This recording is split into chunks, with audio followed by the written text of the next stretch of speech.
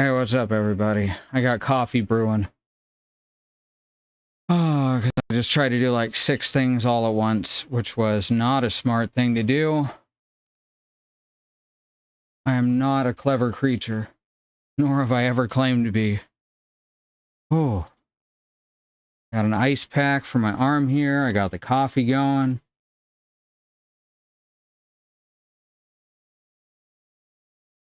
Oh,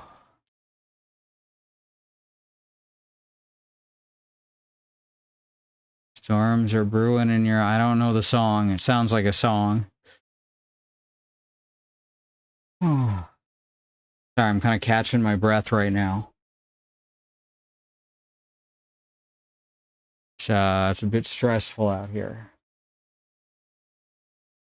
Okay, let me get the switch turned on and get things started. Come on, let's get things started. Starship Sarah. Ah. Yeah, not familiar.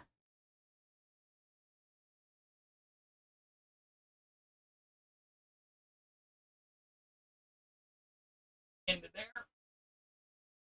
And then we'll push this button over here. This button down here. And finally, this button here. There, Lightman. Also, hey there, Willow. Ah. One of the regular playlists. And oh, at the Kroger. Okay, I gotcha.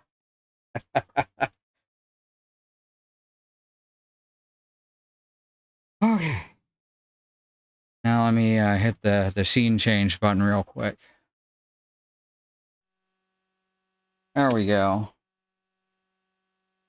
I keep meaning to give Pokemon Unite a fair chance. I have not had the patience to sit down and sort through all of its hostile user interface. Oh.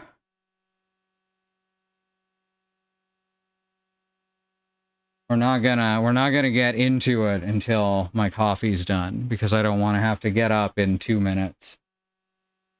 Look, it's not my fault, it's Godot's fault. Alright, that guy... I was gonna say he makes me thirsty. But no, he just makes me want coffee.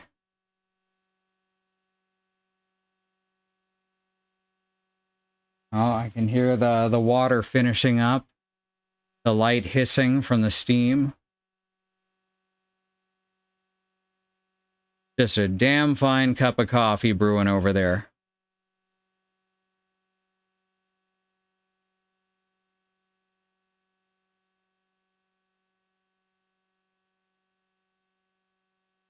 All right, I think we are starting. I think that we're starting on the very beginning of day 2/day 1 of the trial.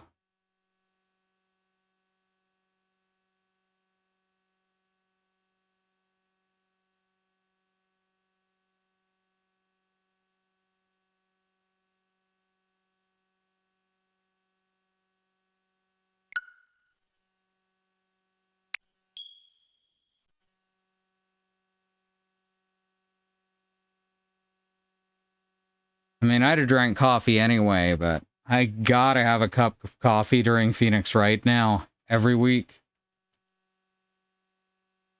I wonder why that press A button is there. It was like that on the Wii version, too. Very odd. Get up and grab my coffee.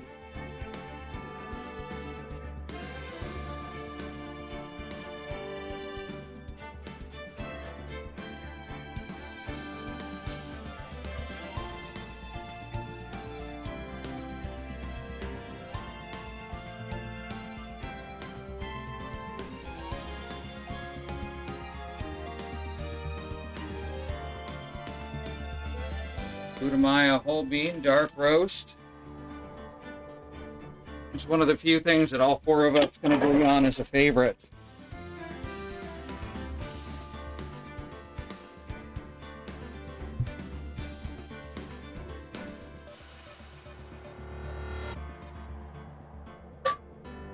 Take it black, no sugar, no cream. You know the drill.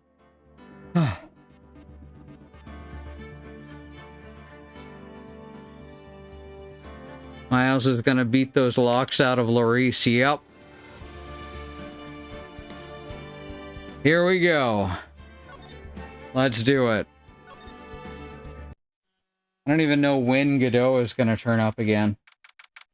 February 9, 9:47 a.m. District Court, Defendant Lobby number 1. Oh my. Mr. Larice feels that way about me? Apparently. He isn't aware of your real secret at all. Look at that. 50 streams. That's so wild. We got the best friends and fans, I tell ya.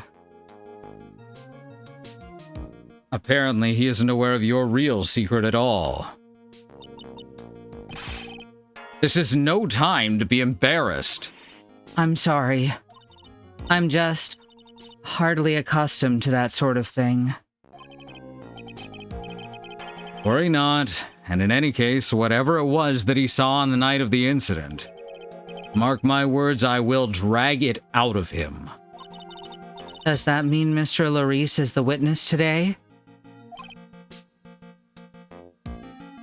No.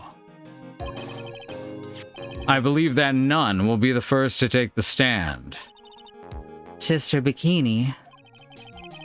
She claims to have seen you the very instant in which you carried out the crime. I just want to ask you one last time. It really wasn't you who killed Ms. Elise Donim, correct? That's correct.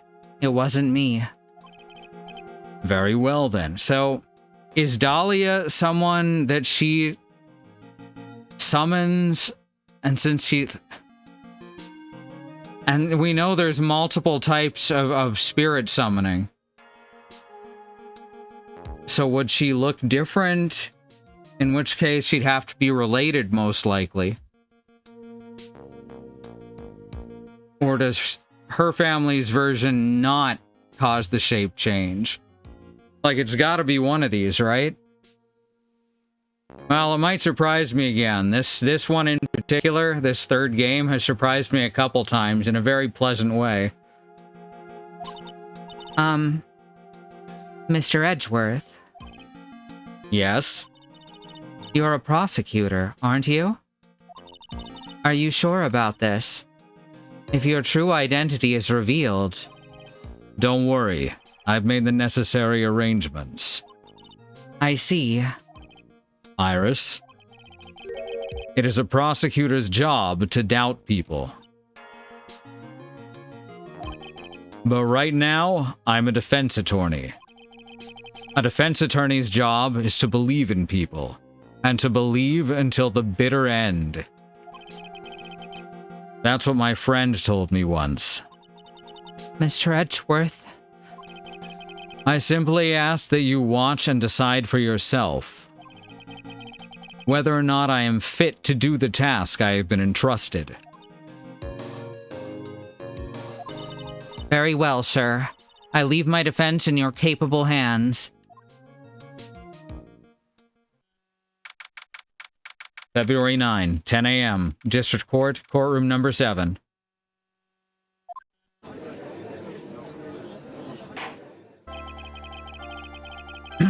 Hoser. Court is now in session for the trial of Sister Iris of Hazakura Temple. The defense is ready, Your Honor.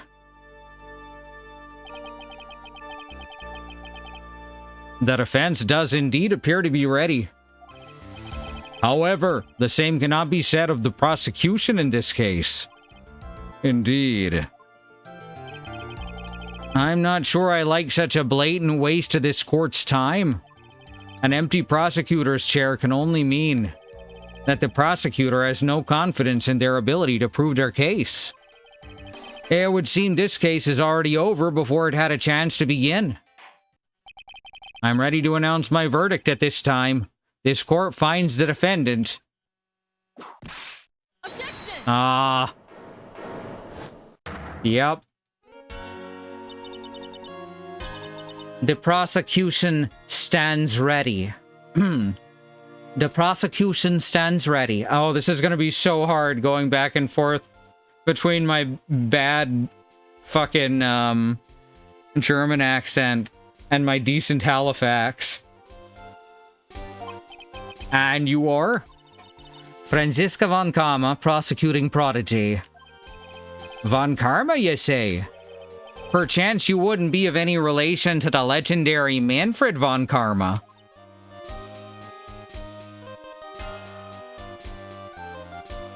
See, now I just want to see how Von Karma and this judge interact. Legend are a thing of the past. I am a von Karma. That is all. Upon a special request, I flew in today for the purposes of prosecuting this case. You did? Then you must be quite a big shot, eh? By the way, Mr. Edgeworth. Yes, Your Honor.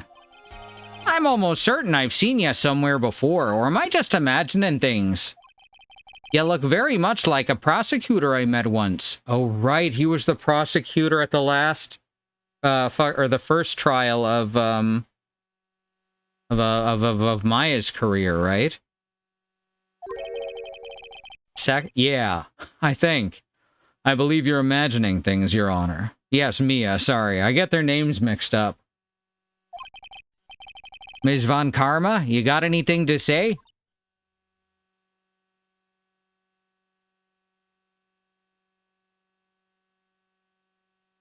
She has a nervous twitch. She has far less confidence in herself than she lets you think. The fact that they actually animated that in is very cool. There's no such weakling as this man among those of the prosecutor's office. There isn't? But I'm sure, once before and... I told you, there's no such weakling. What is that, a whip? I'm not sure I care for such a thing in my courtroom. That's my catchphrase. Bailiff, remove the whip at... I have no objection to the whip. You don't? The prosecution can wield a whip or drink 17 cups of coffee. But there is still only one truth. That is what I stand here to prove today.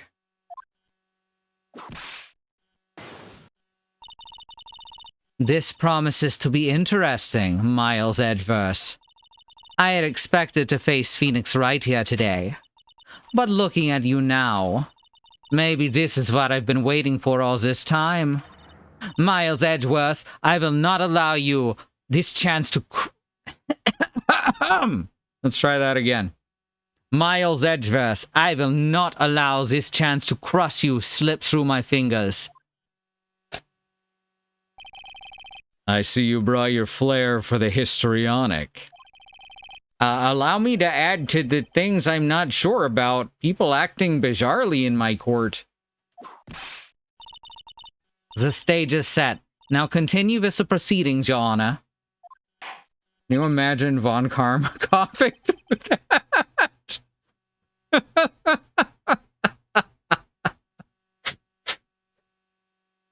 Excellent. Very well, Ms. Von Karma. Please give an outline of this case. With as little whipping as possible, if you please. The murder victim is a famed picture book author, Ms. Alice Donim. Her body was found in the Hazakura Temple courtyard. She had been stabbed through the torso by a ceremonial sword from a golden statue. The sword in this picture is the weapon in question, correct? Very well. The court accepts this photo of the crime scene. The courtyard where Elise Donim was murdered.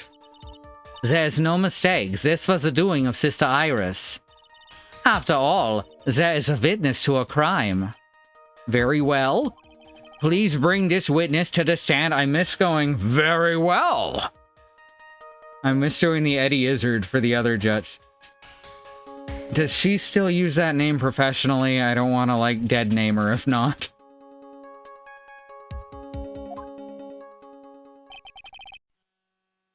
And so it begins. My first and last trial as a defense attorney. He's kind of doing the exact same thing Diego did. Someone bring her a chair to stand on or something. Witness, state your name and occupation, please. Hold on, dear. I'm not sure about not being sure if I care for this at all. Witness, please stand up nice and straight. If I recall correctly, there are a few milk crates in the defendant's lobby for our back pain-plagued witness. Bailiff, fetch a crate for this poor lady, please. She's gonna stand up straight at some point, and she's gonna be like 8 feet tall, isn't she? Once again, your name and occupation, please. Little old me? Why, I'm the head nun of Hazakura Temple on Eagle Mountain. My name's Bikini. You got it? Bikini. Nice to meet everyone.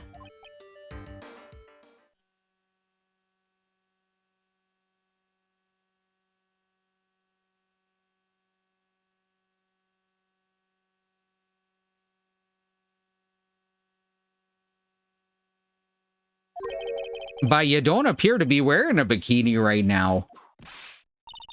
The courtroom is the garden of holy judgment.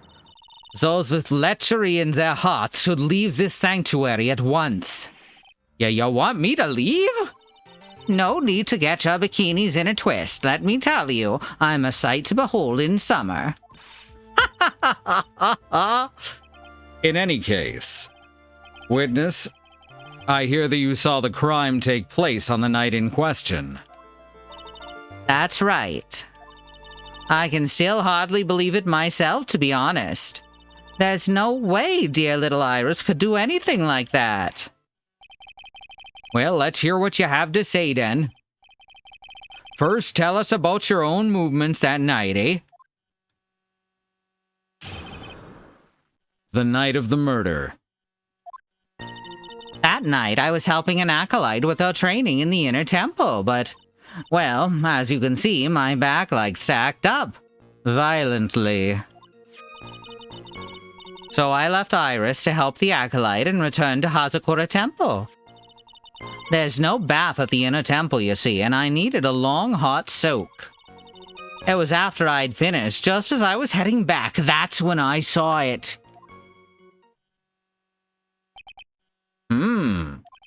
So it was simply coincidence that you found yourself returning to Hazakura Temple. Yes, you could say that. If my back hadn't been in so much pain, I would have stayed at the inner temple. That sounds like a pretty important statement she just made. There's only one problem with this testimony that I can see. And you're not about to fall at the first hurdle, now are you, Miles Edgeworth?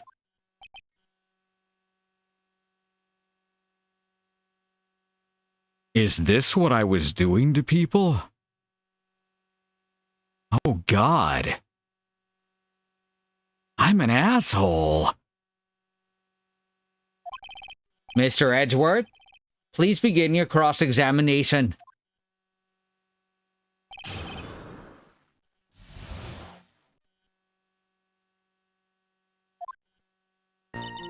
That night, I was helping an acolyte with her training in the inner temple, but... What is this inner temple? Well, see, conversing with the spirits is what we train people to do, right? We'll be the ones asking you the questions, madam. In order to do that, a place strong in spiritual power is required. There's a small temple across Dusky Bridge called the Inner Temple. Acolytes must spend an entire night there to undergo intense training. And how exactly do you help with this process? Well, it's all quite exacting. It can't be performed without a nun supervising. Like a tutor watching to make sure a spoiled child studies. A tutor with a whip in your case. If that is the case, then why did you return to Hazakura Temple, where the murder took place? Well, as you can see, my back sacked up. Violently. Violently. That's right. It's no laughing matter, especially in winter. I can't hold anything heavier than a knife and fork during the cold months. Just being alive is like strict training. On the night of the murder, was this fabulous back of yours hurting again? That's right, raging like a bull in a pig pen. I almost fainted once or twice. I just knew that unless I warmed it up, I was going to finally finish me off. So I left Iris to help the Acolyte and returned to Hazakura Temple. You left Iris to help with what? What do you think? The Acolyte's training, of course. It was just past 10, so we were starting to enter into the training exercises proper. Wasn't it your place to remain with the disciple? Well, the job is simply to watch over the Acolyte so they don't pass away. Just to confirm this point again, that night, you met Iris in the inner temple, correct? Yes, she's a gentle, honest girl. She's never once failed to follow my directions, but Iris said she never got out there. There's no bath at the inner temple, you see, and I needed a long hot soak. So you returned to the Hazakura Temple in order to take a bath. My back is to blame for everything. It's a do-or-be-done-in kind of world, after all. How long were you in the bath for, if you don't mind me asking? My, what a filthy little rogue you are. I know what's on your mind.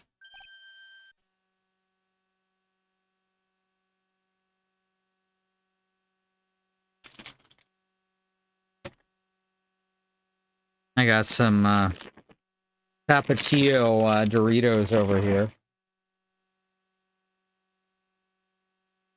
You know, I don't know. I feel like Edgeworth would stare for a very long time before finally understanding what she means, and then going for even longer, trying to determine if he should say that he's in love with Phoenix Wright.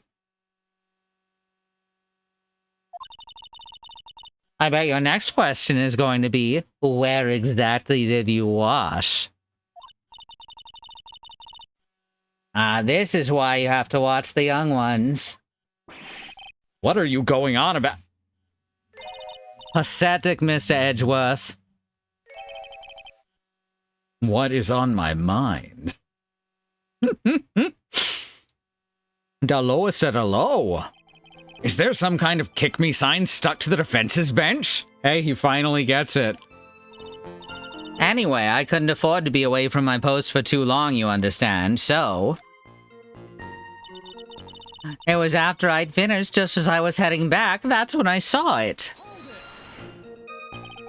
The crime took place in the courtyard, correct?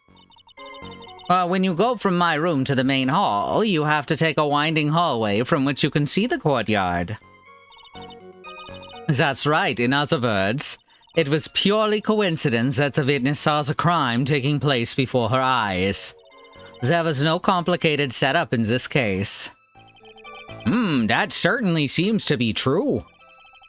There is indeed only one problem with this testimony. If I can clearly point out what it is, then I can begin to quantify just how good this witness's memory and observation skills are. All right. So we got this. We know what's going on. We know what's up.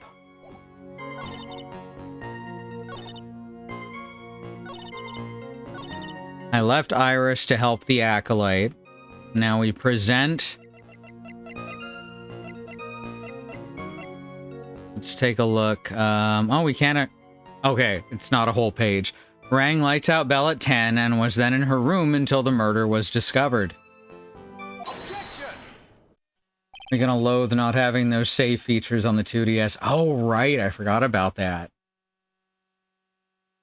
Witnesses have to undergo their own trials, I'm afraid. The defendant's fate rests on their powers of observation and memory, after all.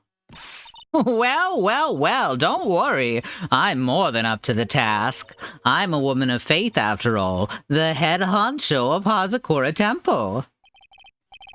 In that case, Ms. Honcho, I'd like you to explain something for me. The discrepancy between your testimony and that of the defendant, Iris. She claims that after ringing the lights out bell, she went back and stayed in her room. Which means she did not go to the inner temple at all. No, she said... A defendant or a witness? Who's more likely to lie, do you suppose? The defendant is simply lying to cover her back. But that is completely illogical. The murder was committed in the courtyard of Hazakura Temple. Claiming that she went to the inner temple would make for a much better alibi.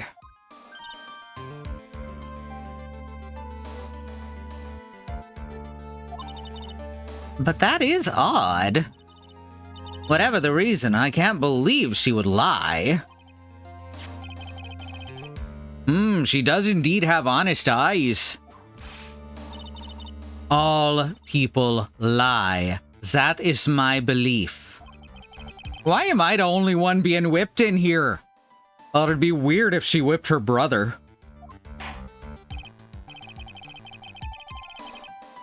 Anyway, neither the witness nor the defendant have any reason to lie. Which means we must call your memory into question. Dear, you're older than me, and yet you want to play that game, do you? Well, that isn't exactly what my memory is perfect. Crystal clear, especially in winter. Then I suppose it's too early to end the cross-examination, eh? Mr. Edgeworth, if you're going to question the memory of the witness, you'll need to show me a more decisive piece of evidence. Understood, Your Honor. I was naive to think that alone would do the trick. It wouldn't have worked against me. Then please add your comments about Iris to the testimony, and let us return to the cross-examination. Look, about is spelled O-U. That's how we spell it, right? Come on. Come on now. Just because it sounds like a boot specifically to Americans, it doesn't mean you gotta spell it different. That's, you know what? It's fine. Canadian phonemes can be pretty silly. All right.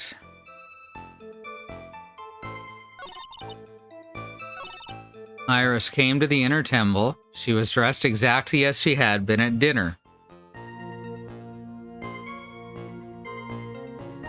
Don't we have proceed before the lights out bell on the night of the crime? Right? Witness, let's get one thing straight. The defendant whom you claim to have met, she was wearing this demon-warding hood, correct? Of course. That is a very important piece of clothing, I'll have you know. I love the animation of her cheeks when she laughs. Wait a minute. Hold it right there. Why do you have that? That's the question of the day, now isn't it, Ms. Von Karma? I'll have you know that this hood was given to someone as a gift that night, before the lights out bell was rung. What? Sorry, I went a little Parappa the Rapper on that one. What? You know where I'm going with this, don't you? If the witness had seen the defendant as she claims, then the Iris she saw should have been missing this very hood. Well... It's not a bad feeling at all, exposing contradictions like this. Now I understand that happy look on Wright's face every time he does it. Order! Order in the Sister, this hood. You have spare ones around the temple, don't you? Spares? Well, I do tend to make too many of them. I see. A stockpile. A surplus of hoods, eh? That would mean that she had intentionally given herself an alibi. So that's even more suspicious. Fuck. Each nun is only given one hood. This should be the only hood that Iris owns. Then this is quite strange. If there was a surplus of hoods, then she could have worn one of those. There's no contradiction here.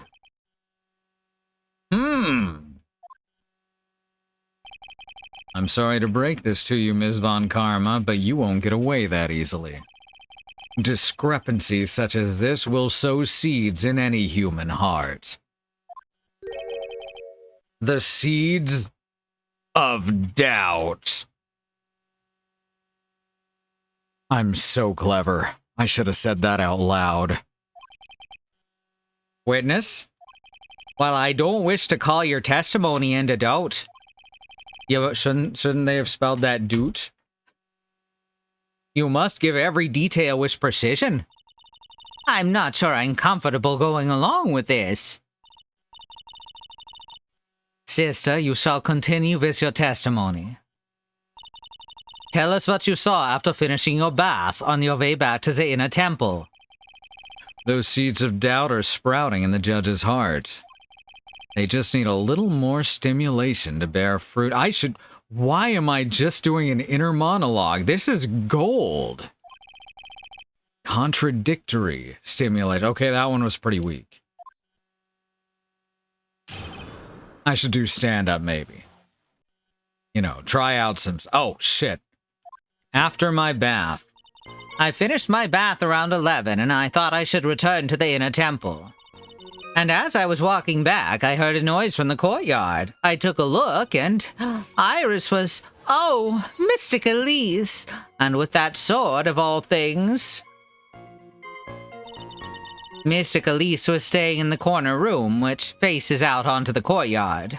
The stabbing I saw must have occurred after she was pushed out of her window.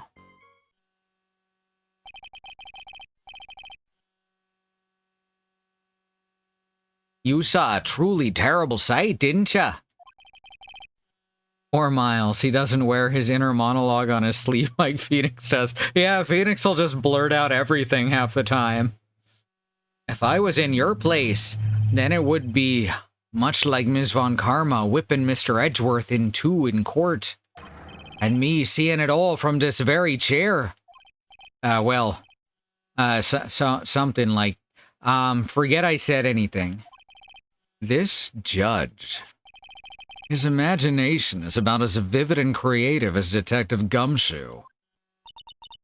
I would look the fool if I commented on such foolishness. Hey, she said it! She's used fool twice now, finally. She said fool. I should put up like an on-screen meter. Maybe when we do Apollo Justice, I'll do something silly like that. The fools are coming out, yeah. That means she's starting to get nervous. Anyways, this case is mine, Miles Edgeworth. Calling everyone by their full name. Can't you do something about that habit of yours? After my bath. Alright, let's hit that save button. I'm curious about one thing she said specifically.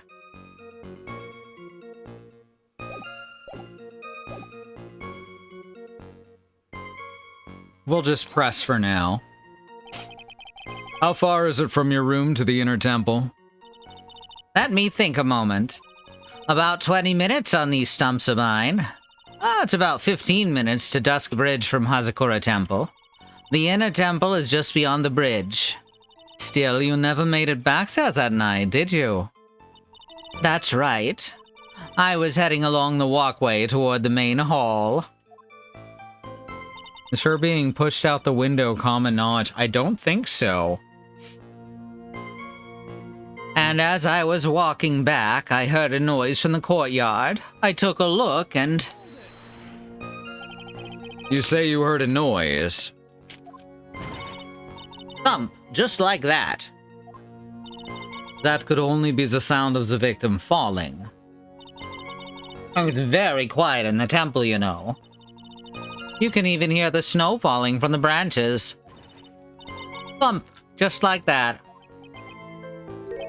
But then couldn't this noise you heard have been snow falling to the ground? I never thought of that. Ho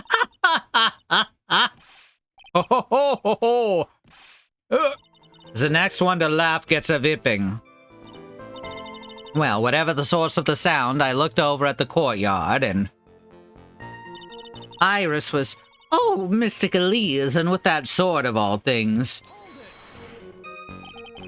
This is the second time the witness has testified to seeing the defendant, but some doubt remains in these claims. Hey, just what does that mean? Just because you're a good-looking young man doesn't give you the right to... The murderer who stabbed the victim with the sword. Sister Bikini, try to recall exactly who it was you saw as clearly as you can. Well, you're a handsome young man, so I'll forgive you. Oh, now that you mention it, there was something awfully strange about her. Something that's been bugging me all this time. Please don't keep us in suspense. Suspense. Her hood. Her hood. That's right. It's coming back to me. Iris, she wasn't wearing her hood. How convenient. I thought something was out of place, but it all makes sense now, doesn't it? After all, she'd given that hood away to someone, right? Ugh. You've dug your own grave, Miles Edgeworth. What do you say, Mr. Edgeworth? Is this testimony important? I don't know, is it? Seems like it is.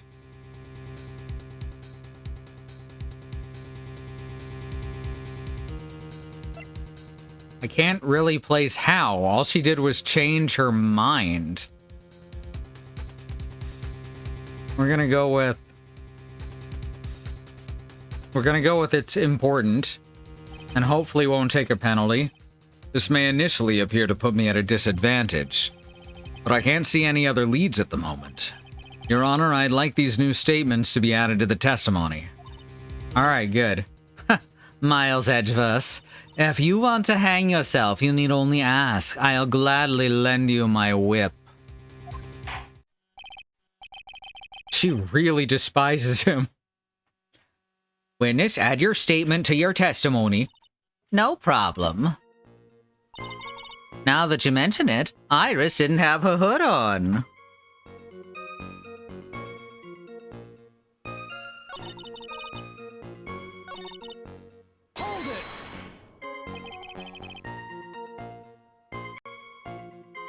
Are you sure about that?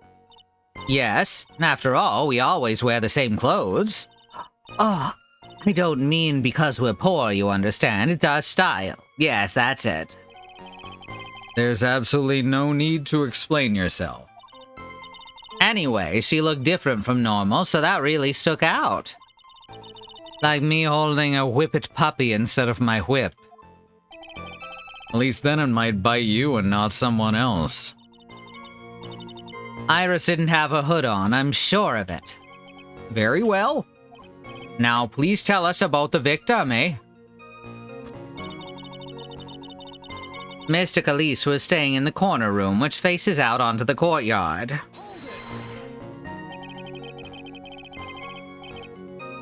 The room the victim was staying in overlooked the courtyard, correct? Which means the victim's room was on the second floor? No, Hazakura Temple is a single-story building, but the mountain itself slopes downward, which elevates the main gate side of the temple and the guest rooms in the back to about the height of a two-story building. I see. And the victim was staying in one of those elevated rooms, correct? Yes, I should know. I'm the one who carried her things to her room, after all. Were you now?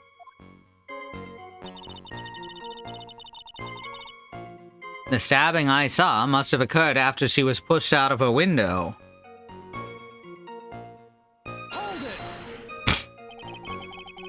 What makes you so sure of all this? Well, it's just like I told you earlier. I heard a noise from the courtyard, okay? Thump, just like that. You're one smart sister, I'll give you that. The autopsy report states that the victim's body was covered in bruises, indicating a fall from about 10 feet in height. It appears that the witness was not mistaken then. Yep.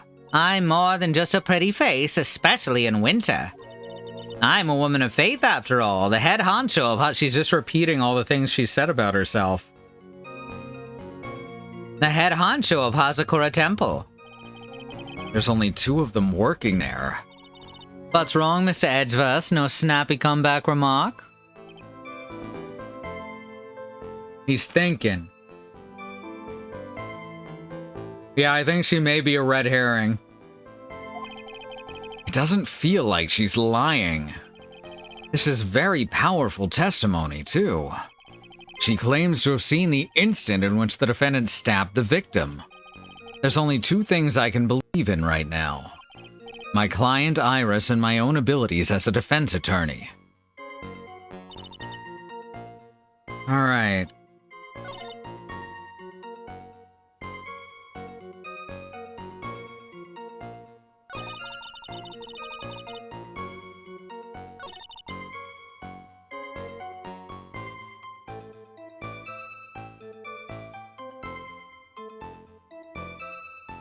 I wonder.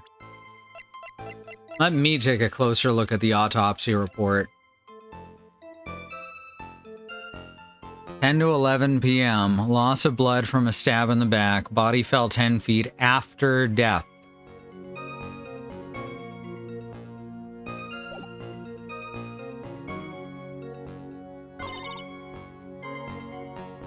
So then, something is wrong right here. Yeah, Willow got to it too. Impressive logic, that's what I'd like to say anyway. Oh, please do. My brain is something else, especially in winter. However, I think you're overlooking one thing. Ms. Von Karma, would you be so kind as to take another look at the autopsy report? The autopsy report? The victim did fall from a height of 10 feet. However, this fall was after she was killed. You know, this game is just bigger than all the previous ones. We've played 3 different defense attorneys. We've had 1, 2, 3, 4 different prosecutors, 2 judges. It's pretty wild. That's right, it says after death right here. The scene the witness claims to have seen is contradictory. If the defendant stabbed and killed the victim there in the courtyard, how did the victim then go on to take a 10-foot fall? Was she trying to pull it out of her? Order! The victim was killed and then fell. If that's the case, then the victim must have been killed in her room, don't you agree? That's the logical conclusion. Yes, that's right. The victim must have been stabbed by the defendant in her own room. And she was then thrown out of her window down into the courtyard below. Were there any signs of a struggle in Ms. Donim's room?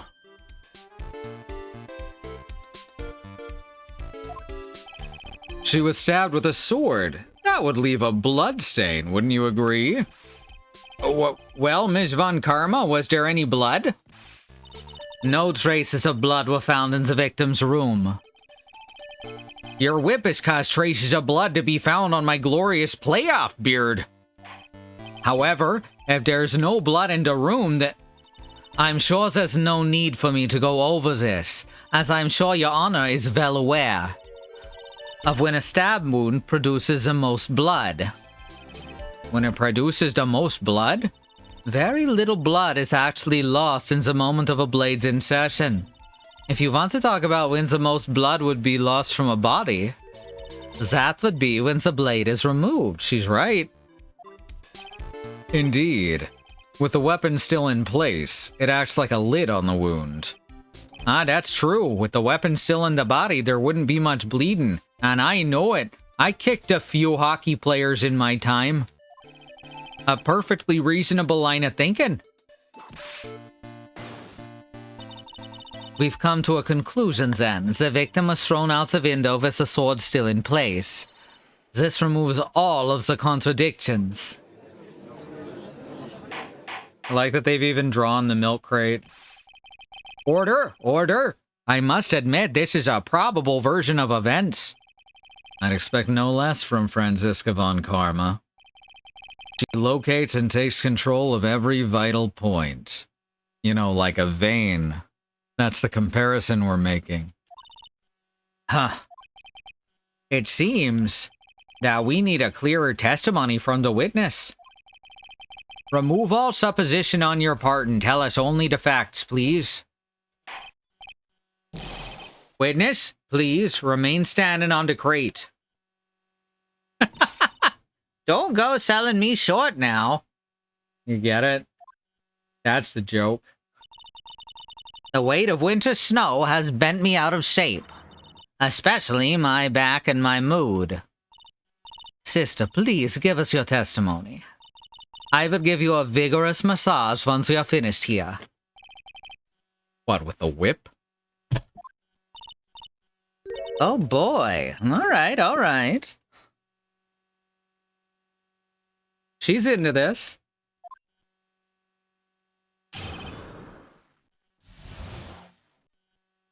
Further details. When I looked across at the scene, while we're already at mini-boss music. When I looked across at the scene, the sword was already in place. Thinking about it now, I didn't actually see her stab Mystic Elise. I've never seen so much blood before. That's when I fainted. You can't blame me, can you? And when I awoke, Mystic Amy was stabbing Mystic Amy. Oh, the statue. Was stabbing Miss Elise through the back. This all confirms Ms. von Karma's theory. Von Karma's strive for nothing but perfection. Which is not a healthy way of thinking. Putting together such facts is nothing for me. You should know that, Miles Edgeworth. Perfection is an impossibility, Franziska von Karma. And I'm here to teach you just that. Alright. That means it's time for our first break.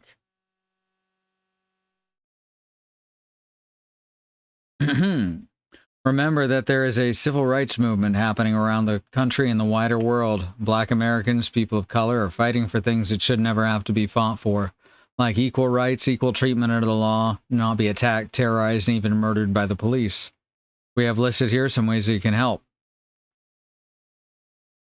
They include the Bail Fund Network to help keep protesters out of jail, the Okra Project, and the Black Trans Travel Fund to help black, trans, and non-binary people with food, supplies, and travel out of dangerous situations, and the Black Hills Legal Fund, the Lakota People's Fund to take back their land to 6 grandfathers, which was stolen by white people, arbitrarily renamed to Mount Rushmore, and then had some white slave owners' faces carved into the side of it. Black Lives Matter, the lives of people of color matter, Indigenous lives and lands matter, Asian and Pacific Islander lives matter. These are things we got to keep saying and fighting and pushing and fighting for until people all the way to the top not only understand and acknowledge them, but work to make them real protected truths. All right. We are going to go to the break. We're going to run some ads. We got no stance on ad blockers. We'll see you back here in just a few minutes.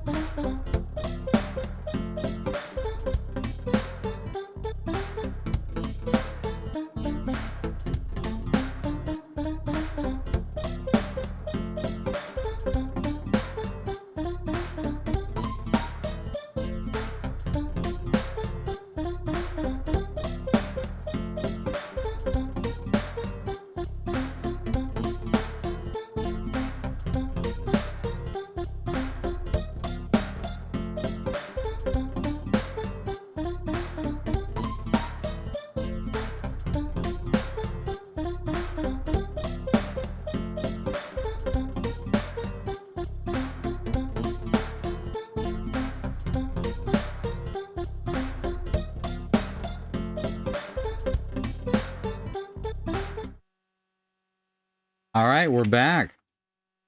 Let the cross-examination begin. As soon as I turn the controller back on. This controller specifically turns off pretty quick.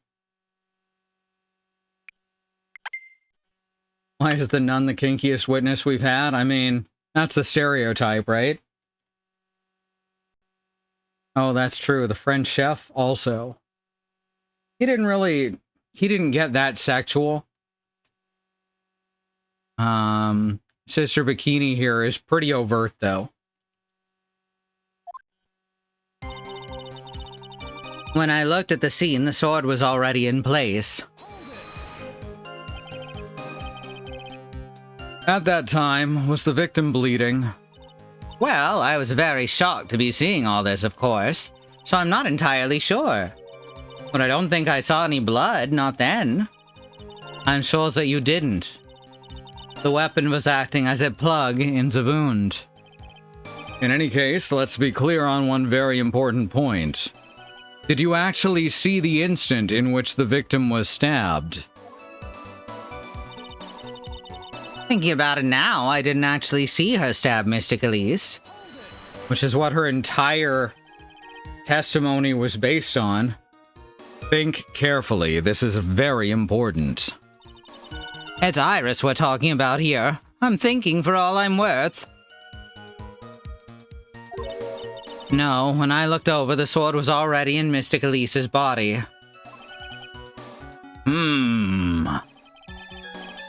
It might not be conclusive, but this testimony supports her theory. The victim was stabbed in her room and then dropped into the courtyard. I think this proves it rather well, Miles Edgeworth. I've never seen so much blood before.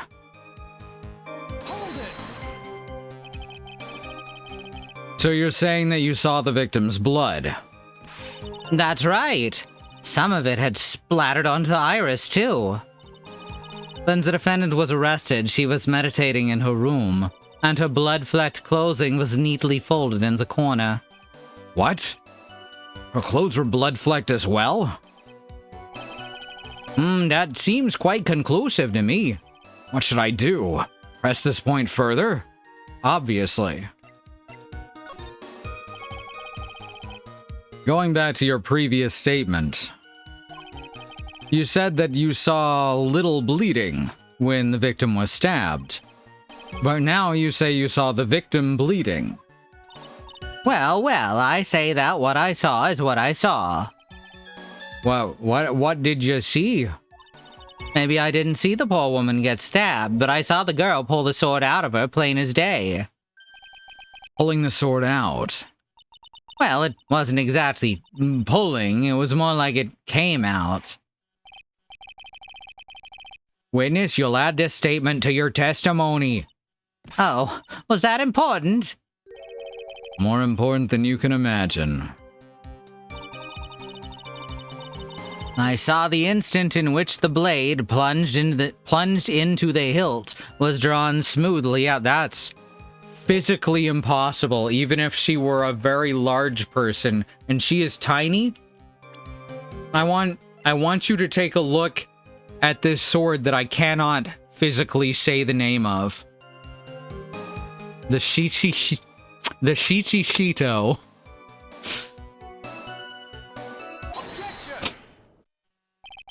Sister Bikini, you are a reliable witness. At least, I'd like to think so, but there's too many contradictions here. What do you mean? You make it sound as though I'm a liar. But you're a handsome young man, so I'll forgive you. What contradictions are you talking about? In the scene that the witness claims to have seen, the weapon was thrust up to its hilt in the victim. Furthermore, the killer withdrew the weapon smoothly from the body. However, both of these are complete impossibilities. What do you mean? Please, explain yourself. To start with, do you think it would be possible to stab someone to the hilt with this? No matter how I look at the defendant, she doesn't appear strong enough for that. Doesn't appear? What meaningless dribble. I, too, may appear to be weak and frail. But I can crush men under my heel and make them weak should I so choose. The objection stands. I wept a little back there, I must admit. That isn't the only issue here. If this sword was truly stabbed into the body up to the hilt, well, just look at the branches on it. It certainly wouldn't come out smoothly. That's... We also have the problem with the amount of bleeding. It's true that when the blade is left in a body, it acts as a plug of sorts. However, when the weapon is shaped like this, it's an entirely different story. The wound would be too large for the blade to completely stop the bleeding. That's nothing more than conjecture. In reality, the victim was stabbed with the shichi... In reality, the victim was stabbed with a shichishito. Even a weapon of this nature may still sometimes slide out smoothly, and may still sometimes stop the blood loss. I'm not finished. There's still one more conclusive contradiction. You've still got more? This one is simple. If this sword really was thrust in all the way to the hilt, why is there only blood on the tip of it? Ugh! If this witness is telling the truth, then there should be blood along the entire length of the sword.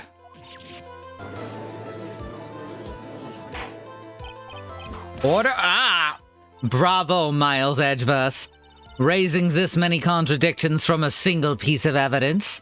All the other attorneys I know could maybe manage one, if that. But what does all this mean? You've proven contradictions regarding the murder weapon, but having come this far, there can be only one answer. And that is? The weapon used to kill the victim was not the shichishito. What? A foolishly foolish idea born from the foolish mind of a foolhardy foolish fool! Let's examine this again. What was it made us to think that this sword was the murder weapon? Well... it's because Mystic Amy was holding it. Exactly. However, if you reflect on this, that is the only basis we have to assume such a thing. She really does. The impression left by the scene was just too strong. That is what influenced us. It influenced us to believe that the They're just gonna make me keep saying it. It influenced us to believe that the shichishito was the murder weapon.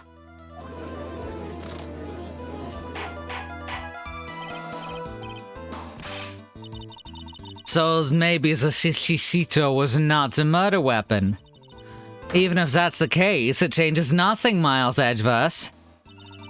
The sister here saw everything. I like that emote, that's cute. She saw the defendant stab the victim with a sword-like object. That's true. Your response, Mr. Edgeworth?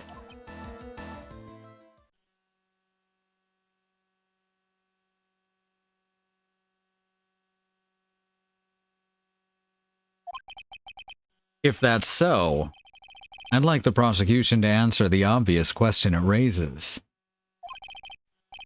The obvious question? Yes. Namely, where did the real murder weapon disappear to?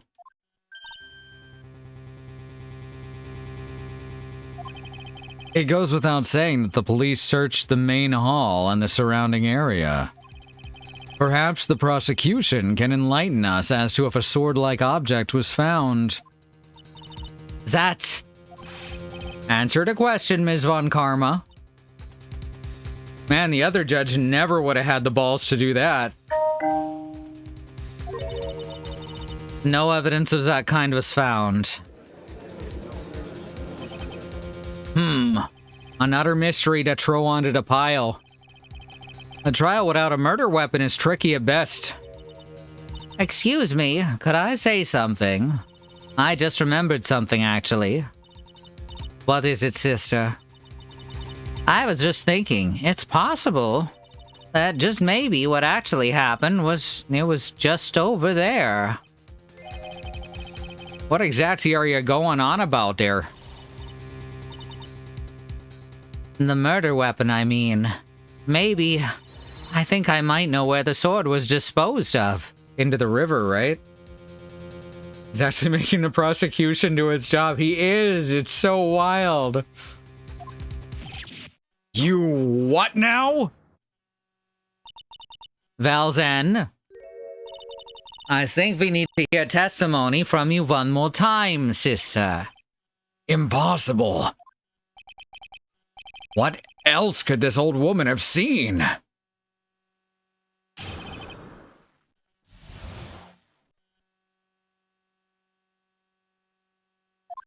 Location of the weapon. I saw the murder at around 11 p.m., and after asking that it be reported, I went out to the main gate. I love how this fucking case is following patterns from each of the previous cases. And there I saw tracks that indicated the snowmobile had been used. It takes 15 minutes to walk to Dusky Bridge, but less than 5 using one of those. Maybe they threw the weapon into Eagle River and came back while I was knocked out. Iris could have done that. She can drive a snowmobile after all.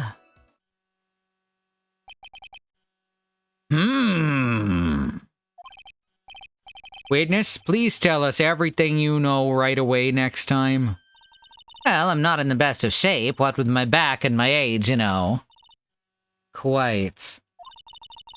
There were indeed snowmobile tracks in front of the main gate. Here's a photograph.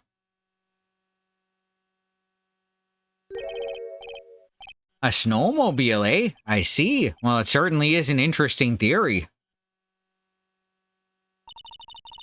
The tracks begin in front of Hazakura Temple and run all the way to Dusky Bridge. I always wanted a snowmobile as a kid. Maybe if I can ever move back to Canada, I can get a snowmobile. Wouldn't that be amazing? Coming back but not leaving, that's true. There was only one set of tracks. So I guess Jesus carried it.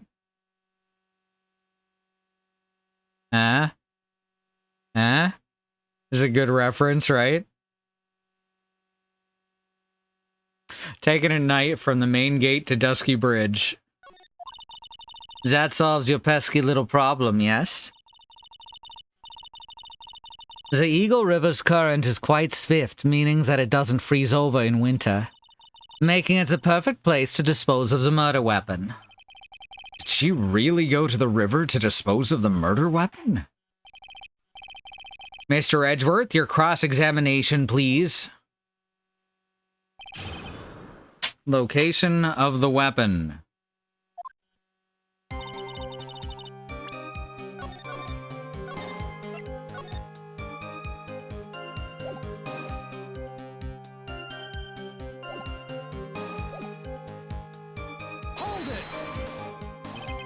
You're sure about the time? Yes, I was worried about it after all. Why was that? Because I have a strong sense of responsibility, especially at this time of year. The acolyte was being doused in freezing water at the time. I couldn't very well take it easy in the bath all night, now could I? So at 11 I decided to leave Hazakura Temple. Her estimation of the time seems reliable, at least. Please continue, sister. And after asking that it be reported, I went out to the main gate. I just tried to do like 4 voices at once there. You asked Phoenix Wright to report the crime, correct? Right, the one who trampled me. It seems she's the type to hold a grudge. There isn't a phone in the main hall, so I sent him to the bridge. Phoenix Wright. He didn't even have his cell phone on him. He'd forgotten it at home, apparently. What a naive boy, as always. Not only do I always carry my phone, but I always have my VIP in hand, too. Anyway, I was really scared, and it was taking him a while to get back. So I thought I'd go out by the main gate for a spell.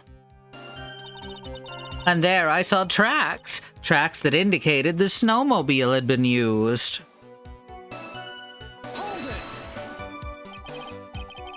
As I recall, there was a snowmobile outside the main gate when I visited. That's it. That's the only one we have. It'll run no matter how much snow falls. Now, you're certain that the snowmobile was there at the main gate when you arrived? Yes, of course. It was parked in front of the gate. So she had already gone, discarded the murder weapon, and returned by that time. I'm not sure if this is really relevant. What should I do? Let's waste the court's time. I need answers to every possible doubt. The snowmobile in question, was it still warm at that time? Huh? What do you mean? What do you mean? What do you mean, eh? What do you mean, Miles Edgeworth? I'm playing to a slow crowd here. It goes without saying that using a snowmobile will heat up its engine. If it was still warm, then it means it was recently used. Oh, I see. I never thought of that. That's right. I overlooked that too. Of course you did. Then answer the question, please, witness.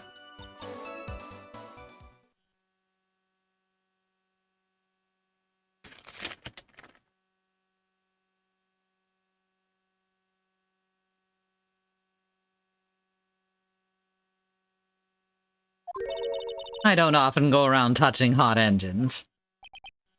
Huh. However, now that you mention it, there wasn't any snow on it. Snow?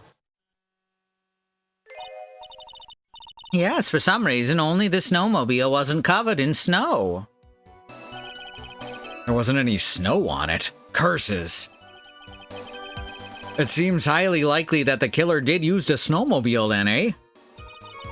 How long does it take to get to Dusky Bridge by snowmobile? It takes 15 minutes to walk to Dusky Bridge, but less than 5 using one of those. In that case, why didn't you use it yourself? You could have spared yourself some walking. Ah, there's a reason for that. Have we got a moment for me to explain? I think that's why the question was asked in the first place. Well, it was about a month ago. I was driving my beloved little snowmobile, happy as can be. I'd fetched some water and was headed back when I went and crashed into a tree. The tree and my bag both went crunch, just like that. Crunch. Crunch. I haven't been able to find the courage to ride anything since then. Anyway, the killer must have used it. We even have a scooter crash. Maybe they threw the weapon into Eagle River and came back when I was knocked out? Yeah, that's impossible, though. Because there's only one set of tracks.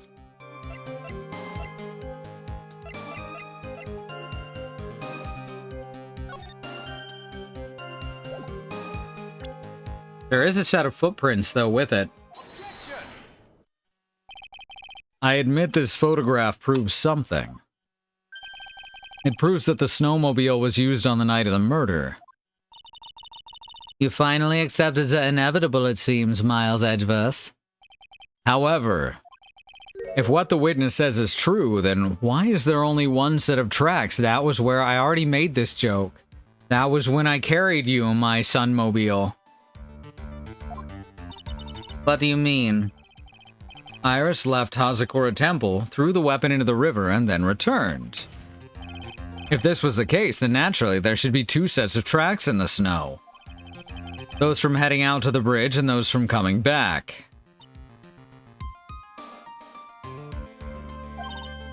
Oh, you're right. Humph. You're forgetting one thing, Miles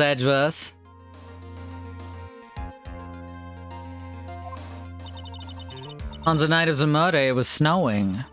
The tracks leading to the bridge were erased by all the snowfall. This removes your precious contradiction, now doesn't it? I see. While she was at the river, the snow stopped, leaving just the return tracks in the snow. What do you have to say now, Miles Edgeworth? Is there a flaw in her theory?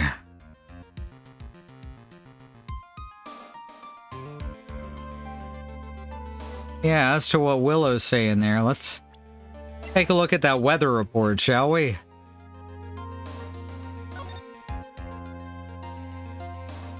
Snow, 7 till 10:50.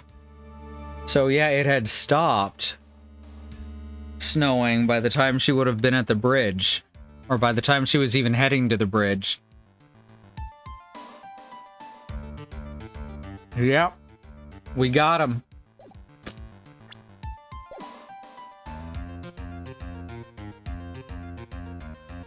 Is there a flaw in her theory?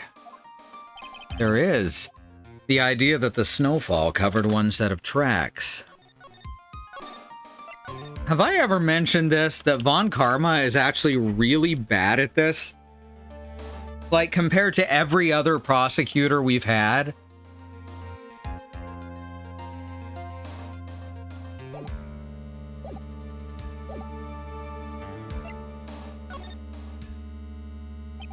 The tracks to the river were covered by snow. What a nice theory. However, Ms. Von Karma, that's impossible.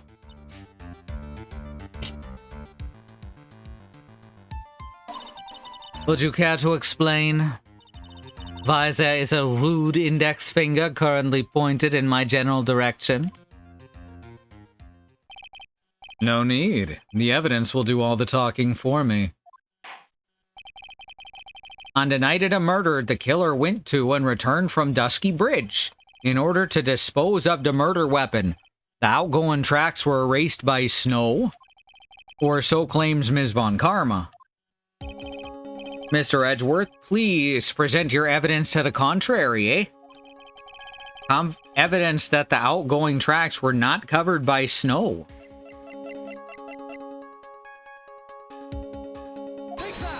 Literally the weather report. Witness, please tell us again what time it was when you witnessed the crime. Like I said, it was around 11. Of course, this means that the weapon was thrown away after that time, correct? On that note, please take a look at this data. It's the weather report for Eagle Mountain on the night of the murder. A weather report? Snow started falling at 7 p.m., but it stopped at around 10:50. Therefore, when the sister witnessed the crime at 11 p.m., the snow had already stopped falling. It's impossible for any tracks made after that time to have been covered up. It's because she's too confident? I actually think it might be the opposite. You remember how I pointed out her nervous tick as she was squeezing her arm at the beginning of the trial? I think she doesn't think she's very good at this, and she's tripping herself up. I think she has no confidence in herself. Ah! Order, order. Very well then. It looks like Ms. Von Karma's claim has been snowed in. The whip is scary though, fair enough. Let me read this again, let me get the right inflection. It looks like Ms. Von Karma's claim has been snowed in. I wish I had a soundboard. Then I'd do the yeah from the Who song. It's too soon to be closing this trial due to snow. Miles Edgeworth, how pathetic of you to rely on the weather of all things. How dare you rely on something that is reliable and recorded?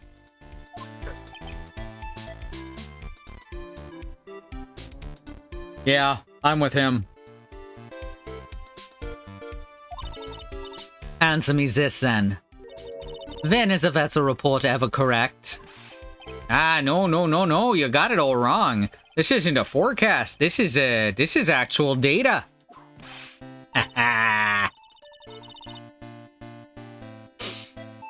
Forecast data, all vessel reports have some inaccuracies. Sorry, I love seeing people use my emote. It may have still been snowing in the vicinity well past 11 p.m. It's true. We can't be totally sure, eh? What? How did she pull that off? It had stopped snowing at Hazakura Temple when the murder took place. You need to provide conclusive evidence of this.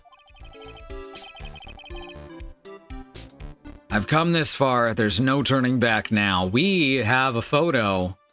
Very well. I too cannot allow any doubt to remain concerning this testimony. You can't back down, can you? Such a perfectionist, Miles Edgeworth.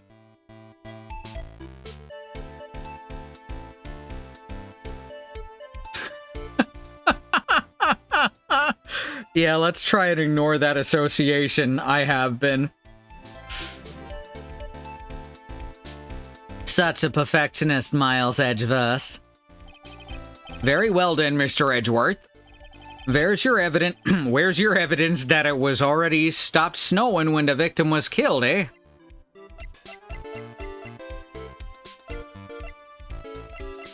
The map. Ah, fuck. I hit the wrong button. That's not the right photo. It looks like it's still snowing in your heart, too. Shivering in the cold, you're closing your eyes to the truth. And to think you just arrived after a long, tiring flight from Germany. That was poetry. Pure poetry. Like, I know that was the wrong thing. I just hit the wrong button. This evidence is only gonna freeze my case solid. Respond, Mr. Edgeworth. At the time of the murder, it had already stopped snowing at Hazakura Temple. Very well done, Mr. Edgeworth. Where's your evidence that it had already stopped snowing when the victim was killed? Alright, this time I'm not gonna hit the button in the wrong place.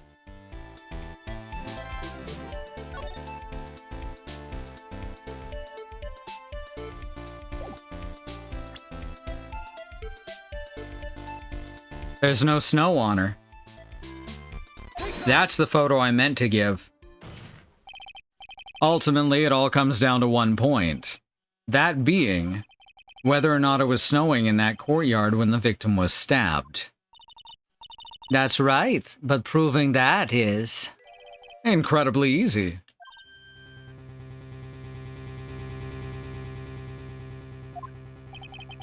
If we want to know whether it was snowing or not, this photo will tell us everything. Of course, I am referring to the photo of the crime scene. As you can see, everything is covered with snow, with just one exception. And that is... the victim herself, Ms. Elise Donham. Why is there no snow on top of her? The answer's simple. It had stopped snowing when she was killed. That's why.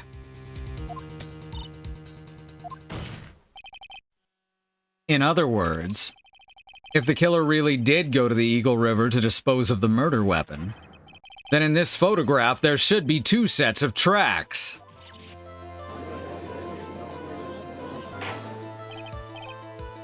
Order? Ah! Just what are you suggesting, Miles Edgeworth? To be honest, I'm not entirely sure myself, but this is simply what all of the facts point to. That night, someone used the snowmobile to leave Hazakura Temple. From the tracks left, it can be understood that they were heading for Dusky Bridge. At that time, it was still snowing. Of course it was, because those tracks were erased by the snow. Then, when this person returned to Hazakura Temple, the snow had stopped. Thus, the return tracks remained.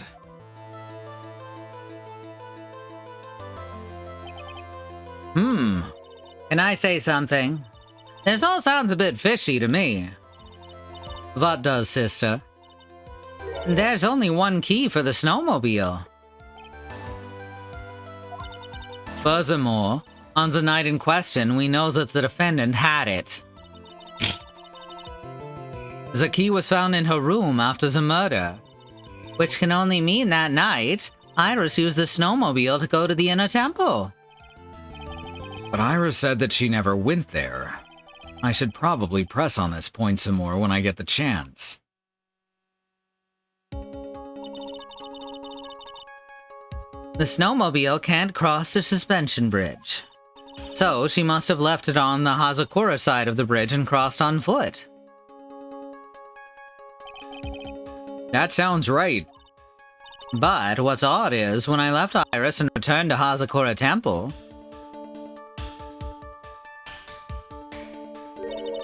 I didn't see anything near Dusky Bridge. You must have just failed to see it, sister. Maybe, but when I made it back to Hazakura Temple, it was there by the main gate. The snowmobile, I mean. I know what I saw, and it was covered in snow, too. But that isn't possible. Order! Order! Order into court! What does all this mean? So then what was the snowmobile used for? It wasn't taken by the defendant when she went to the inner temple. If it had been, then the witness couldn't possibly have seen it by the gate. Furthermore, it wasn't used by the killer to dispose of the murder weapon. If that was the case, there should be 2 sets of tracks in the photo. All we know is this. After it stopped snowing, someone used the snowmobile to return to Hazakura Temple. I never thought a simple snowmobile could cause so much trouble. Clearly, you've never had to service one. I think we've learned all we can from this witness. Yes, I've nothing more to add. I've told you everything. Everything that I know. But then, that still leaves us with the same problem. If only there was someone, a witness who could testify to having seen the snowmobile. A witness, huh? There's only one person who we can call right now. Like, y'all realize that, right? Was there no one out walking perhaps near Dusky Bridge on that night? I don't think that's likely. It was cold enough to freeze your ears off. Only an idiot would go out wandering in... Only an idiot would go out wandering in that. Unless they had something really important to do. That's a shame. Hold on. Something's coming to me. An idiot may well have gone wandering out on that subarctic night. Your Honor? Actually, there just might be one individual who may be of help to us. Really? You know of someone who might have seen the snowmobile on the night of the murder? I don't know for sure if he saw it or not. But there's 2 things about him that do come to mind. I like that we're actually seeing a bit of Franziska's good side here. She's starting to slowly turn around, and rather than trying to prove a false narrative, she's trying to actually figure out what happened. There are 2 things about him that do come to mind. Which are, first, that he saw something incredible on the night of the murder. And second, he's an idiot. And the second being? This individual I'm thinking of when wandering outside on that cold night. In other words, he's our kind of idiot. Mr. Edgeworth, who is this idiot you're talking about?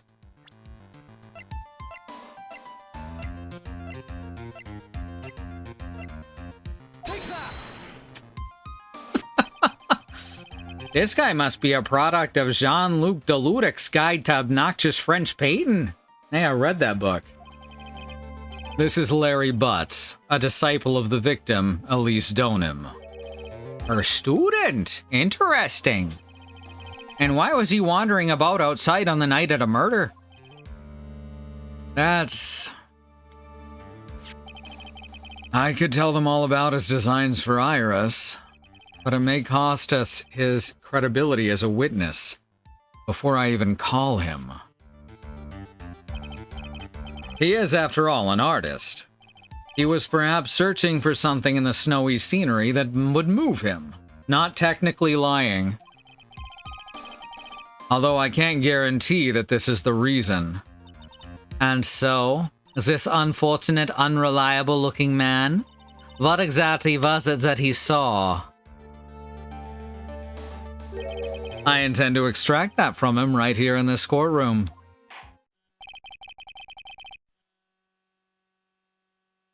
Just when you thought you were done with the butts, some starts to stink. Summon this youth as a witness immediately. Youth? He's the same age as Phoenix and Miles. I have no choice, do I? Did I say youth? I mean, I said youth, right? But I'm laying my accent on extra thick. So yes, I said youth. I believe he is in the gallery for this trial. It will not take long to summon him. Very well. Oh, you're quoting my cousin Vinny. I haven't seen that movie since I was a kid, so I did not immediately get that. Larry. You may have escaped me yesterday, but today I'm gonna get everything out of you.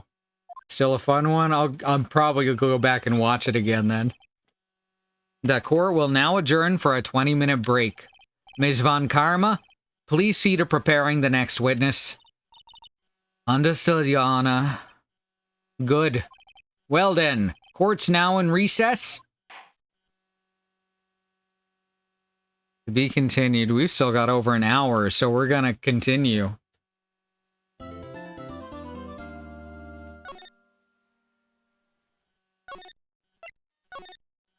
Part 2-2. February 9, 11:15 a.m. District Court, Defendant Lobby, number 1. Excuse me, Mr. Edgeworth. I'm not really sure what to say. Iris, we only have 20 minutes. There are 2 things I need to ask you before we reconvene. All right. I'll help you in any way I can. First, about that night. You really didn't go to the Inner Temple, correct?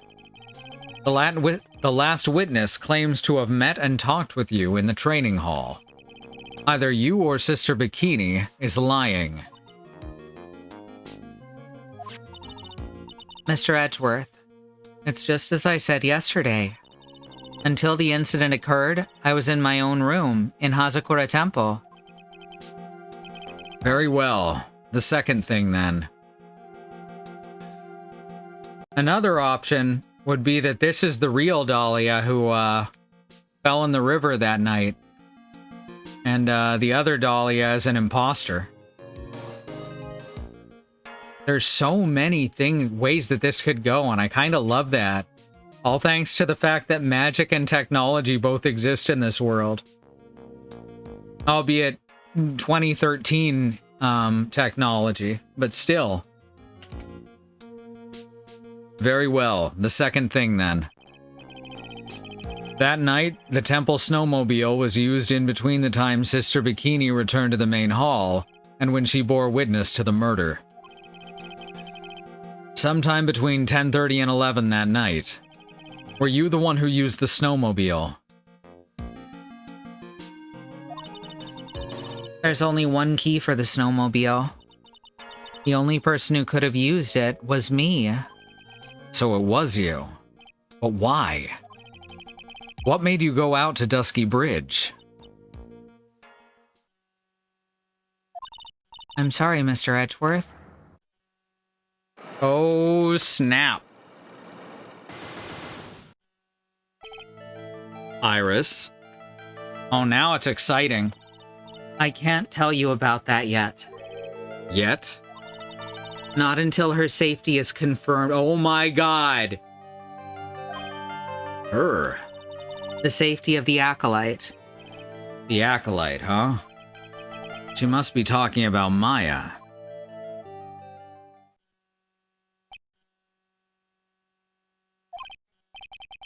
Iris, look me in the eye and tell me the truth.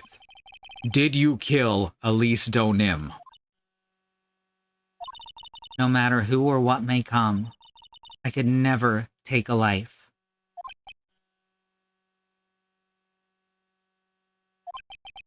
As I thought, no psycholocks. I love that he just keeps calling them psycholocks because there's no one to fucking correct him. Very well. It's my job to get to the truth. You will discover this for yourself soon enough. February 9, 11:36 a.m. District Court, Courtroom Number 7.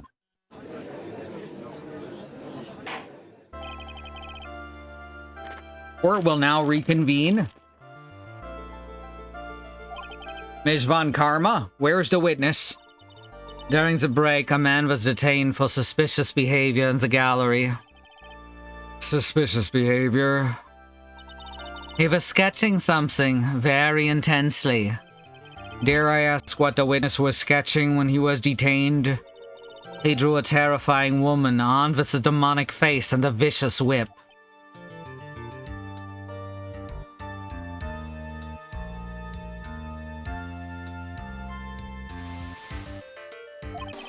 I can only presume that his intent... Anyway, it's time to drag this pathetic excuse for an artist before the court. She's not lying. Yeah, she's kind of dancing around the phrasing. So glad we get to subject Larry to Von Karma. Yeah, this is going to be great. Which of them is going to break down by the end is the question. Loris Donim, I hope you're ready. Get in here. It would seem that whip is going to see plenty more use today.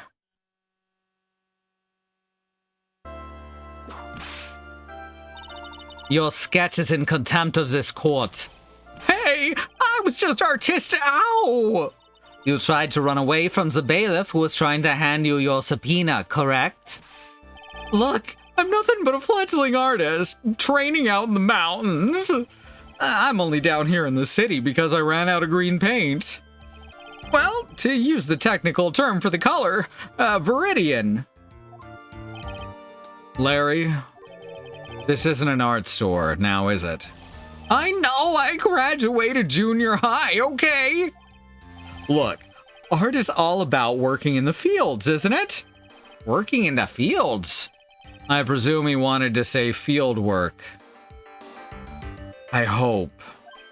That's it. Thanks, buddy. It's kind of sad that I was able to understand his mangled train wreck of a sentence.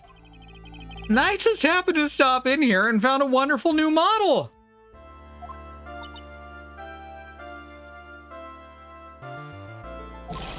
See, I got nothing to do with this trial at all. And I expect all of your faces to be red when you realize this mistake. Bright red. Or to use the technical term, Crimson Lake. Ouch! Ow, ow, ow, ow, ow, ow, ow, ow, ow, ow. Stop your pathetic blabbing and testify like a man. Refrain from whipping me, Ms. Von Karma. Cross-whipping is as bad as cross-checking. Witness, that was all your fault, so testify now. No one puts up with this shit anymore. This is too much for me.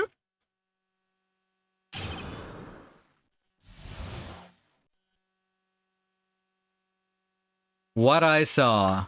I was at that lodge out in the mountains looking up at the stars that night. I walked to the bridge a number of times, but I didn't see a snowmobile. I didn't see anyone at the bridge that night either. The girl I was waiting for didn't show up. My teacher died on me. I'm all alone now. Aren't I edgy? Jesus Christ. Witness, please refrain from talking directly to the lawyers during your testimony. I'm just a nobody, nothing but a small, worthless man, aren't I? And why wasn't I asked for my name and occupation, or anything else?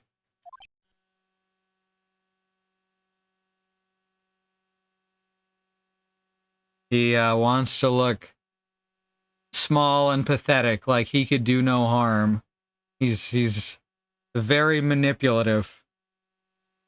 Just did the case of Larry. He was just pathetic then, but now they've made him worse in every time since, right? He's awful. Mr. Edgeworth, this man seems to have quite a severe inferiority complex. He's recently been the cause of numerous incidents. I think he's finally realized for himself just how much of a nuisance he's been to other people.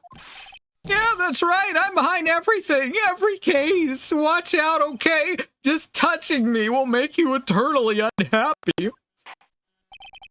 Well then, let's proceed with the cross-examination. With no touching. Thank you. We can delve into other details at a later time.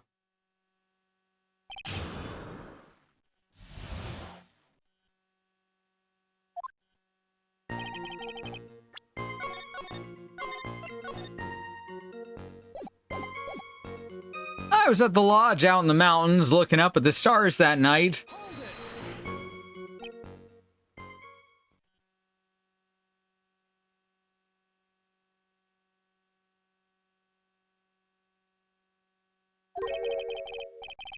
Whatever's the matter, Mr. Edgeworth? This one single statement is so full of contradictions. For a moment there, I thought I was going to collapse. So, witness, any idea as to where these contradictions in your testimony lie? Depending on your answer, I may stay my VIP.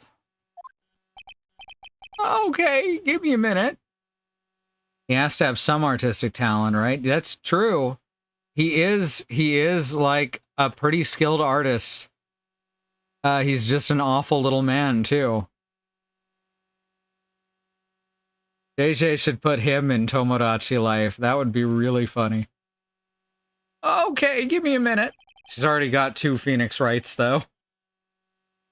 Well, it was snowing that night, so I couldn't possibly have seen the stars. That rundown shack is hardly a lodge, is it? And even if the stars could be seen, it isn't like I was there to look at them, right?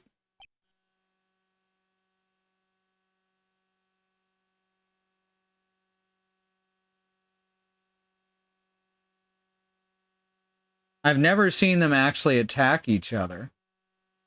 I didn't watch a ton of the original, though, and the only Living the Dream streams I've seen are JJ's. See, you can do it if you try. Ow! There's only one issue here. But you saw Dusky Bridge. I walked the bridge a number of times, but... A number of times? How many? Maybe 5 times? I went once every 20 minutes. Which means you spent almost 2 hours at Heavenly Hall that night. You bet. Real love is about waiting with your heart in your hands. Love, you say? It was this man's intention to summon the defendant to the small shack, using this blackmail letter. Blackmail? No, that was simply a product of overflow. You huffy-puffy, loosey-goosey excuse for a whimpering, whining vuss of a witness. Whimpering, whining vuss of a witness. There we go. So, what'd you see? I hope for your sake you saw a snowmobile. Ya huffy-puffy, loosey-goosey excuse for a whimpering, whining vuss of a witness, eh? Oh, well, you see. Thank you. I was proud of that. Being called those names doesn't seem to bother him at all. I didn't see a snowmobile.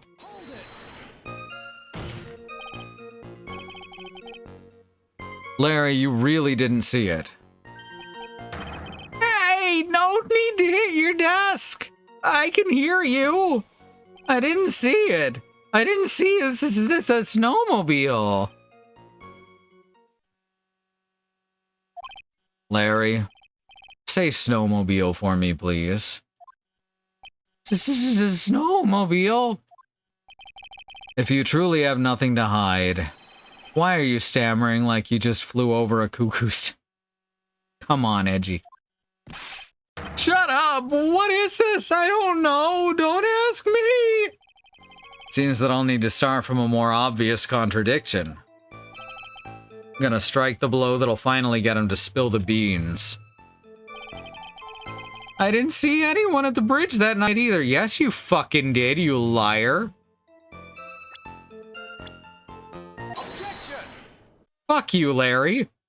Larry Butts. I can understand why you might want to throw your old life away. You're pretty pathetic, and you cause all sorts of trouble. I'm sorry. But, having realized just how much of a nuisance you've been, that could be considered a step in the right direction. Edgy, are you trying to console me? It certainly doesn't sound that way to me. However, I cannot forgive you for simply turning away from the incidents you create. Good on ya, Edgeworth. Why, you're totally pinning this on me. Now then, let us talk about the night of the murder. Sister Bikini, after seeing the murder take place, asked Phoenix Wright to report it. Thus, he headed for the public phone by the bridge. Therefore, he happened across a certain nefarious individual. You, Larry Butts. That's right, me in the flesh. Listen carefully, witness. It doesn't matter if you change your name. So long as you remain pretty pathetic, you'll continue to cause these incidents. That reality will not change. But what do you want me to do then? Larry, what you need to change is your inner self. But for now, what you saw that night, testifying truthfully about this one issue, is all I need from you.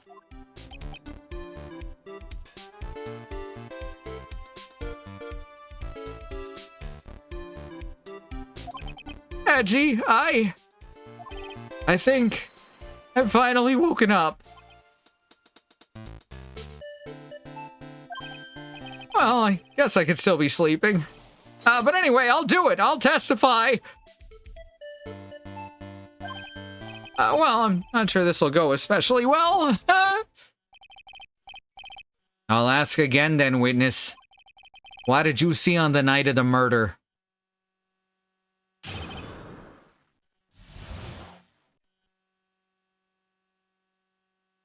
What I saw, part 2. I went to the shack around 9, so it would have been around 10:30. I was laying under my bedding when a white flash almost blinded me. I looked out the window and Dusky Bridge was on fire. There was still some thunder, but I went right away to check it out. That's when I ran into Nick.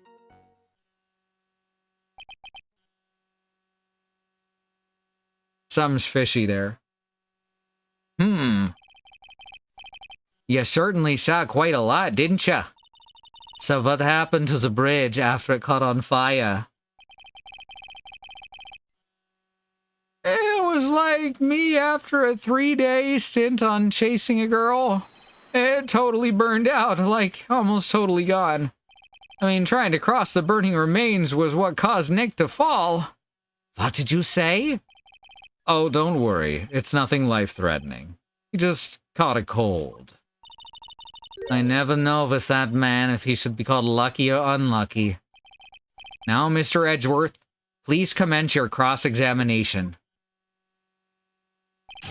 Which will bring us to our second break. After I drop stuff, I guess. you want to support us, you can, of course, go over to patreon.com/ifwhen, get access to art, music, you know, all that kind of good stuff. Shout outs at the end of the stream. You know, the stuff you get with Patreon. Was it my mouse I dropped? It was. Or you can even subscribe here. That's cool too. Sorry, I was completely thrown off by dropping it. All right. I'm gonna run some ads. We'll be back here in about 3 minutes.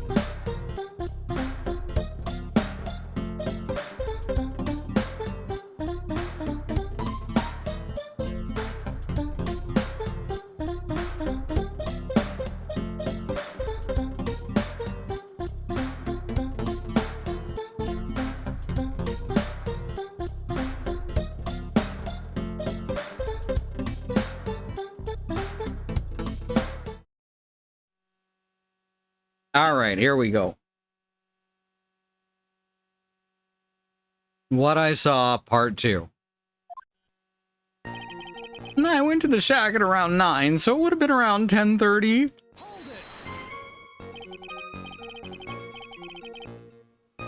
What did you do out there in the cold for an hour and a half? Well, if you really must know, I was busy being excited, I guess. Excited? Dare I even ask? Well, I set the meeting time as 10, right? But I couldn't wait, and I thought she might come early, too. Well, it appears she didn't come at all in the end.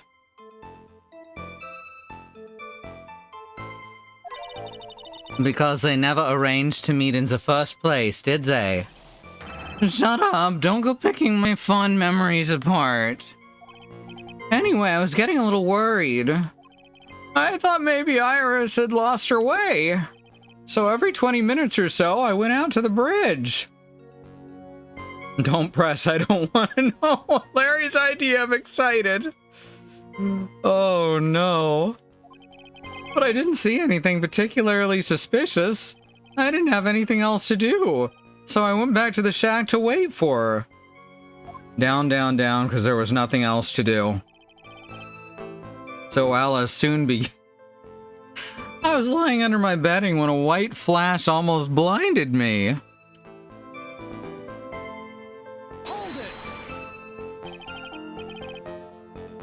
This light was, of course, lightning, like kerpow. Like a slap from Naomi, honestly. A big bada boom. That's the second person who's been able to create Foley with just their presence. Or a little like that. That's more like a punch from Miranda. Witness, did you actually see the lightning hit the bridge? Well, I was a little bit startled by the flash of light, so... I looked out the window and Dusky Bridge was on fire. Seeing that, what did you do? What do you think? I was burning up as well from the fire in my heart. And that's why you went to take a look at the bridge? Well, to be honest, I was freezing cold, so at first I thought, forget it.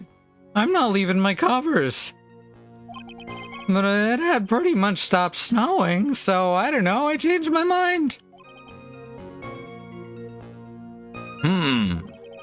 I'm not sure I care for the forget it attitude you had at first, Witness.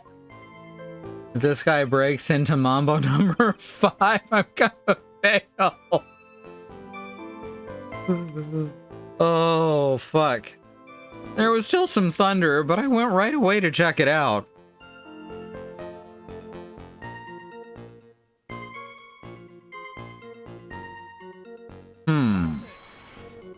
And we get a time for that. You said right away, but exactly how long after the strike was that?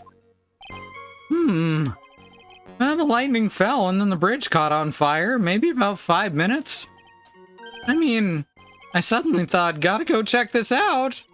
How far is the small shack where we're in from the bridge? Hold on, well, it had pretty much stopped snowing. I guess about a 5-minute walk. And how did Dusky Bridge look when you got there? Like I had recovered a piece of my childhood. I mean, not even the bonfires kids make during school camping trips can compare. Well, should I press him for a little more info?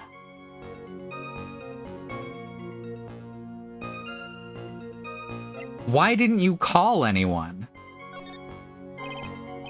Larry, let me ask you one thing. What is it, Edgy? What's with the serious face? Why didn't you call anyone? Huh? What do you mean? Normally, when faced with a towering inferno, one would try and tell someone. There's a public phone right by Dusky Bridge, correct?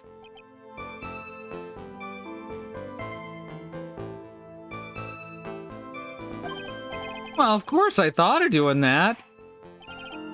So then let's hear why you didn't. Huh? Yeah, okay, a reason, my reason. It isn't that I didn't try to tell anyone, I just didn't have the time, okay? I arrived at the bridge and Nick showed up less than a minute later.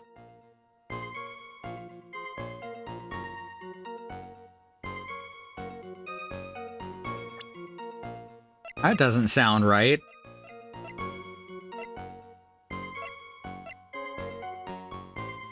This is gonna do it, right? Lightning struck at 10:45. Around 30 minutes passed between the fire starting and going out.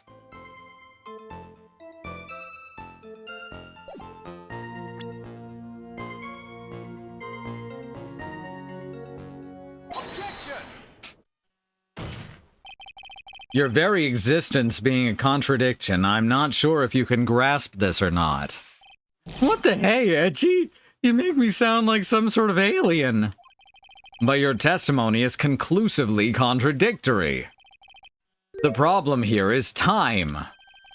I've never been the best timekeeper, you know. 3 minutes after Billy leaves on foot, you should follow him on your bicycle. How long does it take for you to catch up with him? Terrible at those. This is much more simple. You saw the lightning strike Dusky Bridge, and immediately went to see what had happened. Is this correct? Yeah, well, I wasted about 5 minutes first, more or less. I have the weather data from the night of the murder here. Here we are, relying on something as pathetic as weather data again.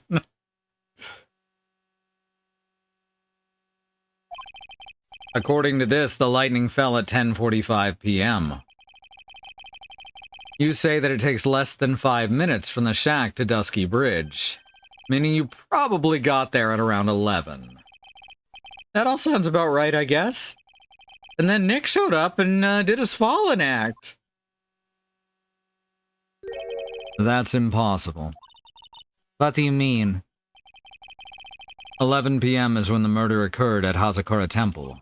Thus, Wright was still there in the courtyard. There's no way that Larry could have encountered him at Dusky Bridge at that time. Excuse me, I have an objection. You do? Gee, how many times do I have to say this? I'm not Larry, I'm Larice. It has not been proven that the murder occurred at 11 p.m. The sister only said around 11, in which case, I could have been earlier than that. Watch your footing there, Miss Franziska von Karma. The slope ahead is a slippery one. For there's no way that Wright could have been at Dusky Bridge at 11 p.m. And why not? It's clearly written here in the weather data report. It took around 30 minutes for the bridge to burn out. Therefore, the bridge must have been burning until at least 11:15 p.m. Which means, what exactly? Wright did not see the bridge while it was being consumed by the flames that night. In fact, he did not arrive on the scene until after the flames had died down. Larry, you arrived at the bridge at 11 p.m., but Wright did not make it there until at least 11:15. I suggest you stop hiding things and just tell us the whole truth. Now then, what happened during these missing 15 minutes? I feel like I just got brutally woken up by toilet splashback. Ouch.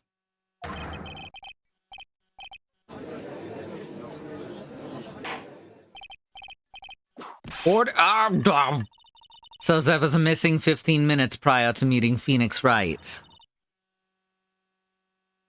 I hardly see that as much of a problem.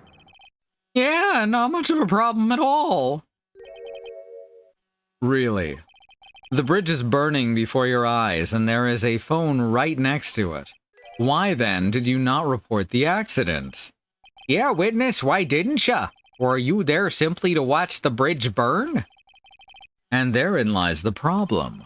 For even after the bridge had burnt out, he was still there. Staring into space, this witness didn't even attempt to fulfill his civic duty.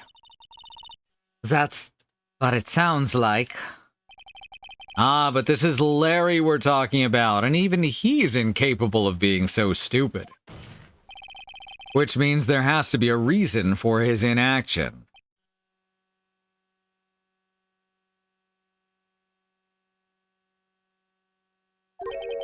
Edgy? I think it's about time I got serious with you, dude. Just as I thought, you've been playing with us all this time. Listen, I'm gonna tell you everything. You sure you want to hear it all? Yes. I may really say it this time. Then say it. Larry suddenly starts speaking with a low voice. Yep, he's trying to get serious.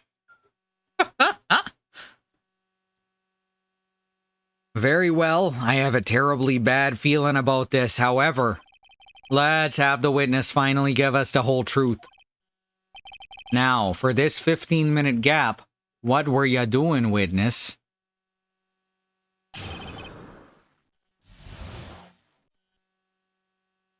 The missing 15 minutes. I'm a donim. I'm an artist. What do you think I was doing? Sketching in front of the bridge. I was whipped up into a frenzy of art. Which one? The thumbs up or the one with the frown? The pensive one? Because I hate the pensive one. The shock and awe that I was feeling, I transferred it all directly onto the page. Before I realized it, the flames had gone out and then he came running up. I suppose artists can be strange folk. Straight ahead, dead in the eyes one. Yeah, it's awful. That's right, I'm willing to sacrifice everything in order to draw a perfect sketch. Including the truth from the sound of it. Mr. Edgeworth, has this removed the last of your doubts? Not at all, Your Honor. One very large doubt still remains. And what would that be? This is a surprisingly believable story, especially considering the source. So why did he think he needed to hide it from us until now? I intend to drag the reason out of him. You'll regret this, Edgy. I'm sure we will.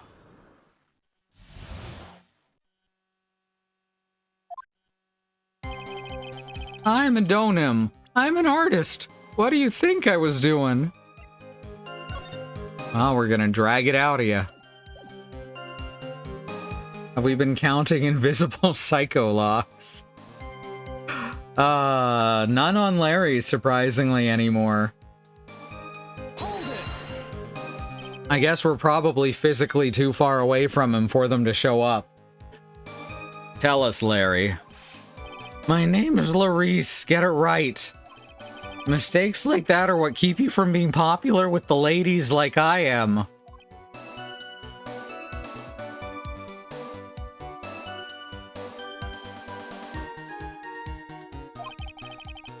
Just who exactly are you? I'm Larice Donim, apprentice extraordinaire. That's what he calls himself in any case. And you're an artist? Of course, I'm an artist, the real thing. Yet again, that's what he calls himself. Names mean nothing. There's only one issue I care to discuss. What were you doing? That is a very big issue indeed. Sketching in front of the bridge. I was whipped up into a frenzy of art. Art. Sketching. The burning bridge. The burning bridge and everything that came with it.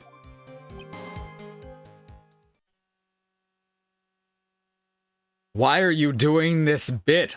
A woman is fucking dead.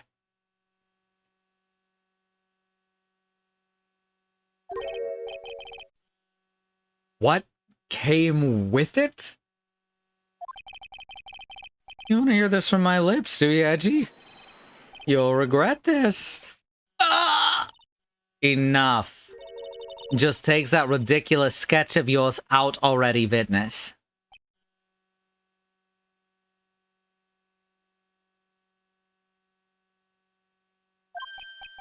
What are you talking about? I don't know what you mean. That does indeed appear to be the fastest solution. I'll leave it to you, Mr. Edgeworth. What should I do? I mean, obviously, we've got to look at the sketch. I've got a terrible feeling that the instant this sketch is revealed, the entire world may be changed by what is depicted there. Please don't say whip it out. Larry, I wonder if you could show us your sketch. Please. Well, well, even I couldn't have imagined it'd turn out like this. Imagined what? That Laurice Donham's debut would take place here? Today? Like this. Ouch! Show it now. Okay, but steel yourselves. This is the world of Laurice Donham. Why is this from the side? Why is she above the bridge? What is going on here?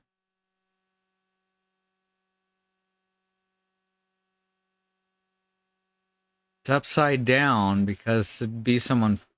The flames are licking up and down. I mean, it's actually kind of pretty, and as far as like use of color. Ah, well, so this is Dusky Bridge, correct? Quite a large bridge, isn't it? Your response, Ms. Von Karma. It's Sally Field. Yes, well, it's a better drawings than I expected. Isn't it? Isn't it? I struggled to reproduce those flames. I really did. Yes, I'm sure you did.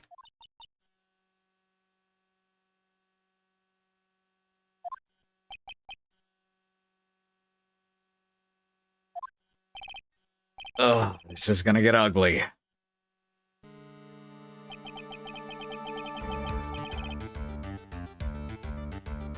No one has the courage to bring it up, it seems. This mysterious flying object.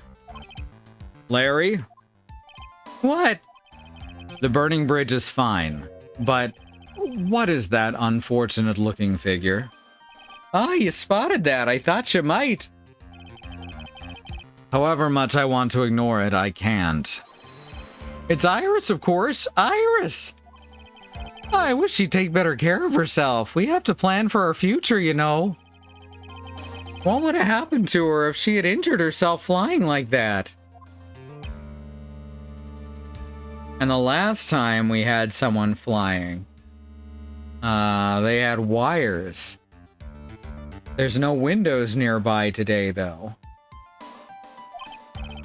Larry, please, answer this next question honestly. Okay. Are you really claiming to have seen this? Are you claiming to have seen the silhouette of the defendant flying over a bridge that was engulfed in flames? Yep, that's what I saw.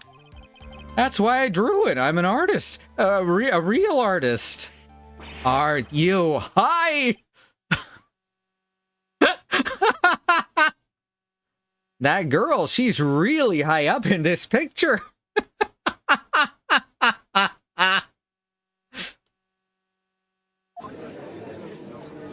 That was good. I like that. What was that for? This is all a bad dream. I was hitting you on the cheek to test that theory. Please whip your own cheek from now on if you wish to test your wild theories. Anyway, no court of law will ever acknowledge that people can fly. Actually, there is some precedent for this. There we go. She was flying pretty high, my sweet Iris, like a tiger. She was about 30 feet above the bridge at least. It was really something to see. This has to be some kind of mistake. Mr. Edgeworth, please bring the witness back down to earth. What? Me? This witness is your friend, is he not? Accessory to foolishness, Miles Edgeworth. Let's get back to the cross-examination, by force if necessary. Mr. Edgeworth, I expect you to expose the obvious contradiction here. Yes, Your Honor. Well, that was a hell of a thing. Looks like I've got another reason to remember this idiot. Well, what'd you think of my debut piece? Get that thing away from me. Oh, get that thing away from me. Horrible sketch of what he saw the night of the crime. Now hurry up and cross-examine him.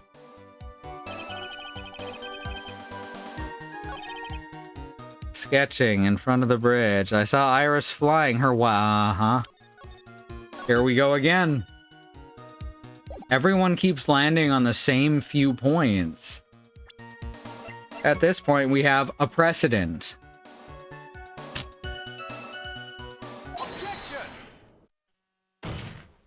Larry, what did you really see that night? Not that I particularly care. In your position, that's just being irresponsible.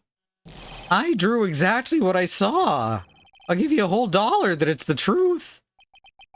If that is truly the case, then there's one thing that we can say for certain. And what might that be? That the person who flew over the bridge could not have been the defendant Iris. What? What do you mean? I don't understand. A foolhardy folly of a foolish statement by an equally foolishly foolhardy fool. How exactly can you make this claim? Tell us, Larry. According to this picture, the individual whom you say you saw was wearing a hood, correct? Of course she was. That rundown shack is quite a way from the bridge. The hood's what told me that this floating angel was my Iris. The hood is my darling Iris, and Iris is my darling hood. What? It seems there are bigger fools in this world than the one at the defense's bench. Larry, there's something you need to be made aware of. On the night of the murder, Iris wasn't wearing her hood. She had given it to Wright as a gift. Are you going to change your story now? Perhaps suggest it was Wright who took flight. He is a phoenix. What are you talking about? I think you understand what I mean just fine. Why? Why did Nick have Iris's hood? What? Edgy, what's going on with Iris and Nick? Why, you, Nick! You dog! He really does just get worse and worse every time he opens his mouth. I do believe that this unbelievably mysterious sketch is destined to disappear, discredited, and discarded straight into the garbage.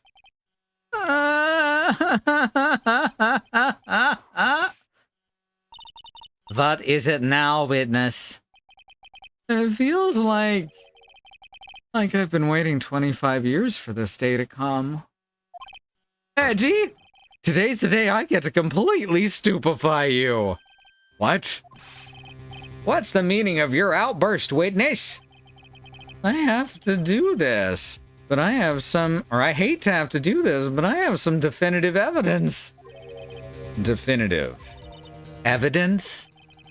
Iris did indeed come flying over the burning bridge. And I, Maurice Donham, shall prove it. I didn't expect to ask this again, but we shall be needing your testimony. Well, again.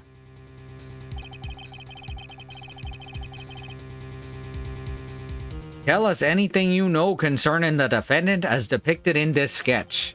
And show us your evidence that this nightmare was actually a reality. Okay, hope you're ready, Edgy. 'Cause I'm gonna feed you a whopping serving of pain. You've been serving us a whopping serving of pain this whole time. Trust me.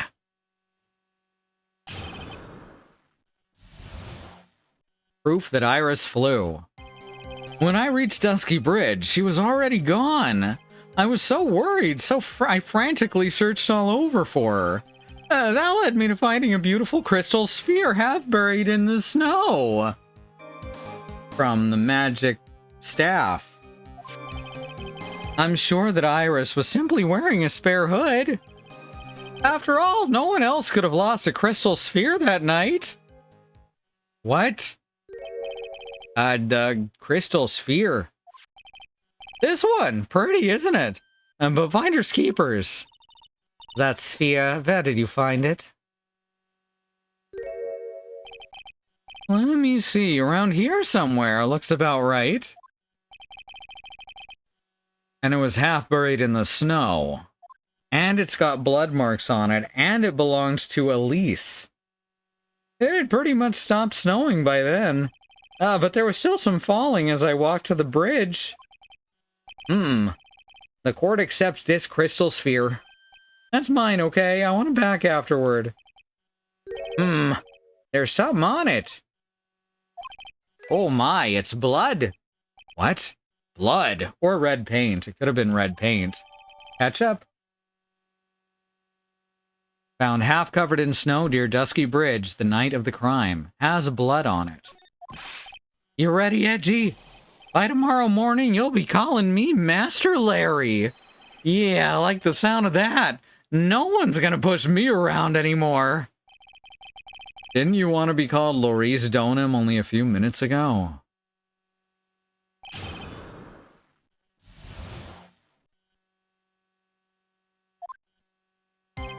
When I reached Dusky Bridge, she was already gone. So you went to the burning bridge. That's right, to meet Iris. She actually flew to get to me. The least I could do was meet her halfway. But the defendant was not at the bridge when you got there, you say? I guess she went back to Hazakura Temple. She's a girl, after all. She must have wanted to look her best. Jesus Christ. It must be lovely to live in the fantasy land of Larry's mind. Actually, it's so depressing I can't even work up the energy to point. So what you do next? There's not been a more unlikable Larry since the one in leisure suit. Yep. I was so worried, so I frantically searched all over for her. So you searched all over for her. She was flying pretty high, you know. I thought maybe she slipped on her landing and got hurt. Hey, it was more than possible. Also, when I headed to the shack the first time, I was snacking on a banana. I was pretty sure I threw the peel away somewhere around there, so you know. Can one guy really be this stupid? So did you find any signs of her so-called landing? I don't really remember. Kept on falling over myself and kind of lost it for a while there. You fell over yourself. Yeah, the snow was deep and there was even a banana peel out there. Yep, there's stupid and then there's Larry Butts. The short of it is that you didn't find any signs of her landing, correct? Then what happened next? That led me to finding a beautiful crystal sphere, half buried in snow. Half buried. It was sitting in the snow with a little gathered on top of it. It was very hard to spot, actually. I mean, it was dark out, too. I'm impressed. You did well to find it. No matter what you may think when you look at me, I'm a pro, a genius security guard. Larry Butts, a security guard. I used a pen light I borrowed from my company to help in my search. And it sparkled real brightly, as if it was saying, "Here I am," to me. It does indeed look very much like the crystal sphere on Iris's hood. But need I remind you that she was not wearing her hood that night? I'm sure that Iris was simply wearing a spare hood. Each nun is assigned their own hood, and they are assigned only one. I don't know anything about that, okay? And Iris is special, alright, dude? Even if she did steal a spare hood, I'd forgive her. This is getting us nowhere. Our destination for the day, it seems. However, this crystal sphere was found near the bridge, that's a fact. If it didn't come from a hood, where could it have come from? That is the question I aim to answer. After all, no one else could have lost a crystal sphere that night. I can think of someone who could have and did.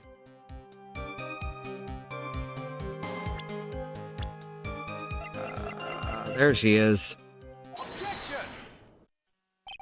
Larry. That night, there was someone. Someone who lost a crystal sphere. There was? Who? Who was this stupid idiot?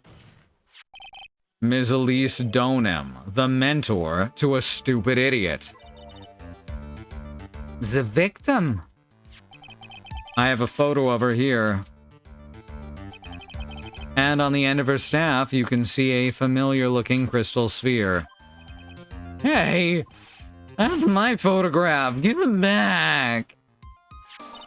A crystal sphere like that is quite easy to find. I have one just like it on my brooch. They look nothing alike.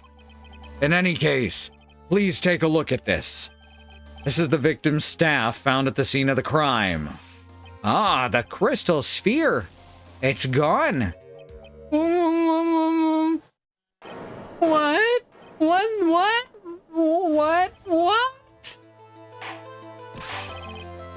Just what does this mean? If anyone jumped or flew across the bridge that night, it certainly was not Iris. After all, she was not wearing her hood. More importantly, the crystal sphere found at the landing site was not hers either. So what, someone picked her up and threw her? That means the one that flew and dropped the sphere was the victim, Ms. Elise Donem? A fool alongside another fool on a fool's errand to reach a foolish conclusion. First of all, this sketch, which I prefer to call a scribble, is ridiculous. People cannot fly, thus it is rejected. You can't do that. I saw it with my... Ow! And this crystal sphere? This is nothing more than a red herring. You honestly believe that? Give it some thought, and I'm sure you'll realize it as well, Mr. Edgeworth. Elise Donem was in her room on the night of the murder. There was no reason for her to go to Dusky Bridge. Therefore, this sphere cannot be related to this case, that's all. Ms. Franziska von Karma, the only people who will accept that explanation are scatterbrains and clowns. Why are you pointing at me? The victim's crystal sphere was found near the bridge on the night of the murder. Yet you expect us to believe this has nothing to do with the case. The crystal sphere. It was probably thrown away at the bridge after the murder. After the murder? There's blood on the crystal sphere, isn't there? This naturally suggests that it was thrown away after the murder took place. The killer placed it there to throw the investigation off the scent. Which is the exact same reason that he drew that ridiculous sketch. What? You mean I'm the killer? No, all joking aside. Just when did this crystal sphere appear near the foot of the bridge? Unless it can be proven in some way, I refuse to believe this is related to the case.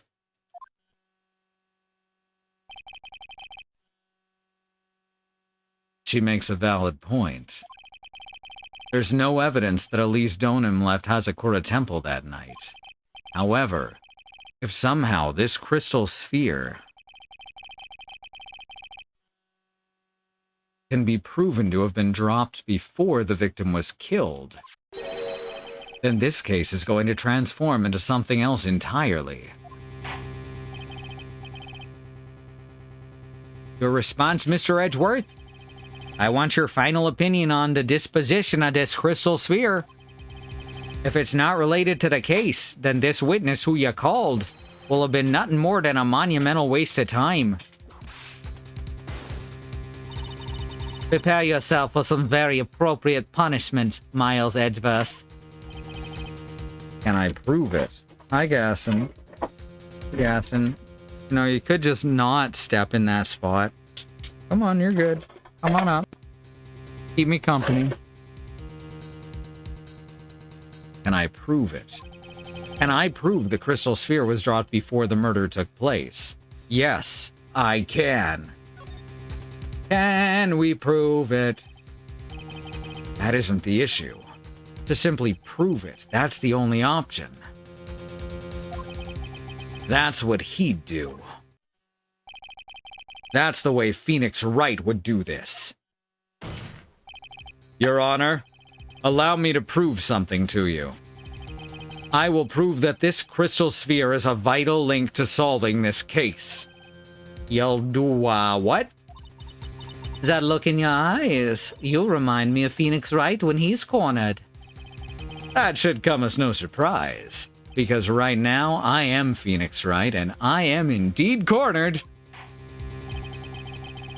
I order you to present your evidence, Mr. Edgeworth. Evidence that proves that the crystal sphere was indeed dropped before the murder.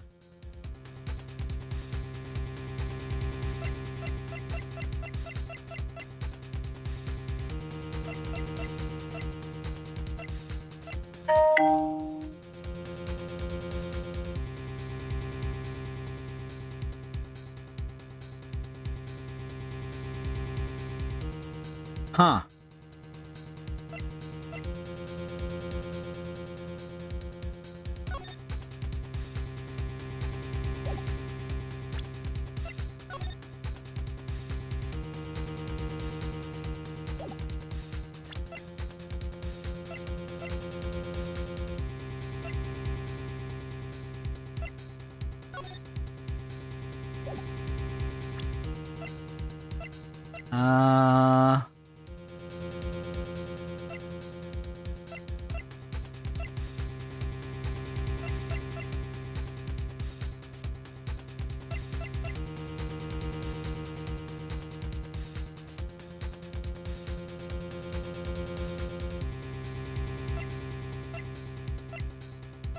Wait a sec. Oh, I think I see how to do this. No, no, no, no. Look at the footprints. There's something missing. To do that, we're gonna need to... We're gonna need to go this way. Right?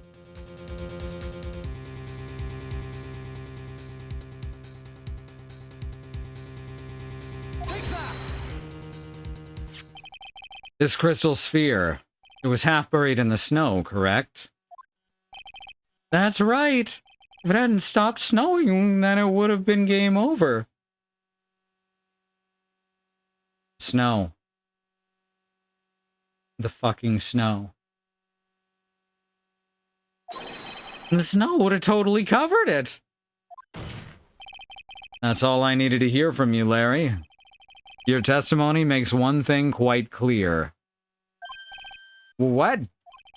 When the crystal sphere was dropped, it was snowing, even if it was ever so slightly. Snowing?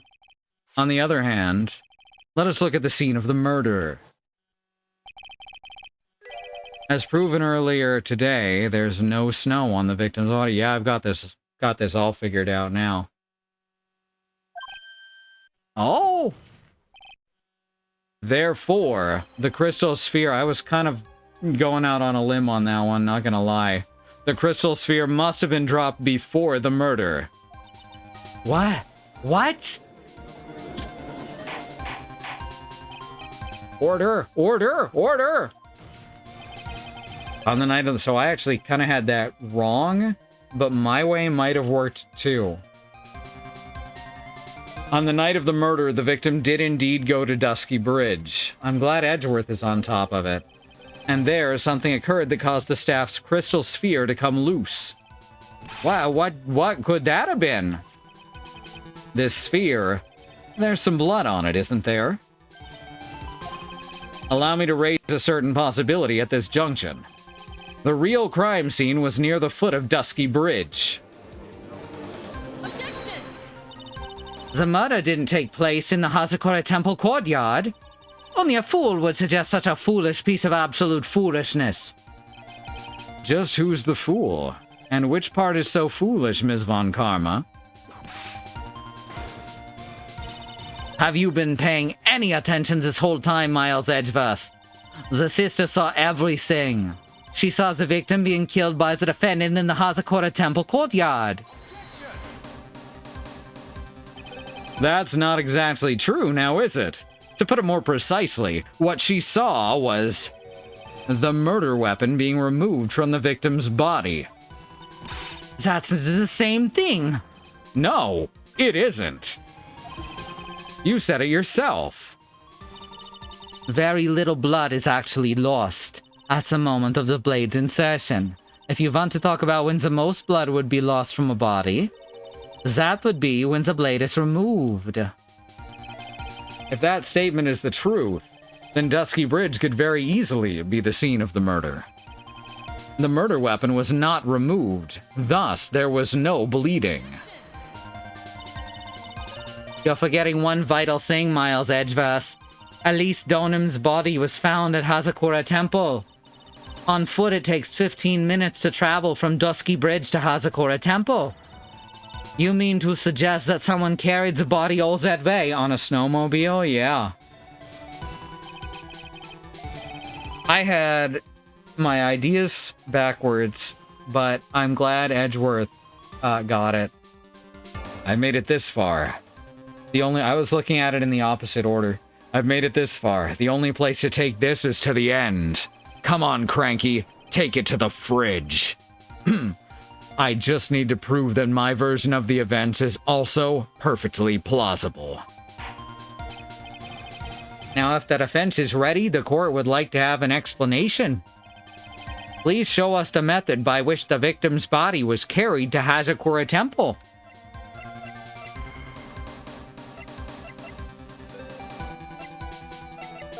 Ah, is that the right? No, that isn't it. God damn it. I hit the wrong button again.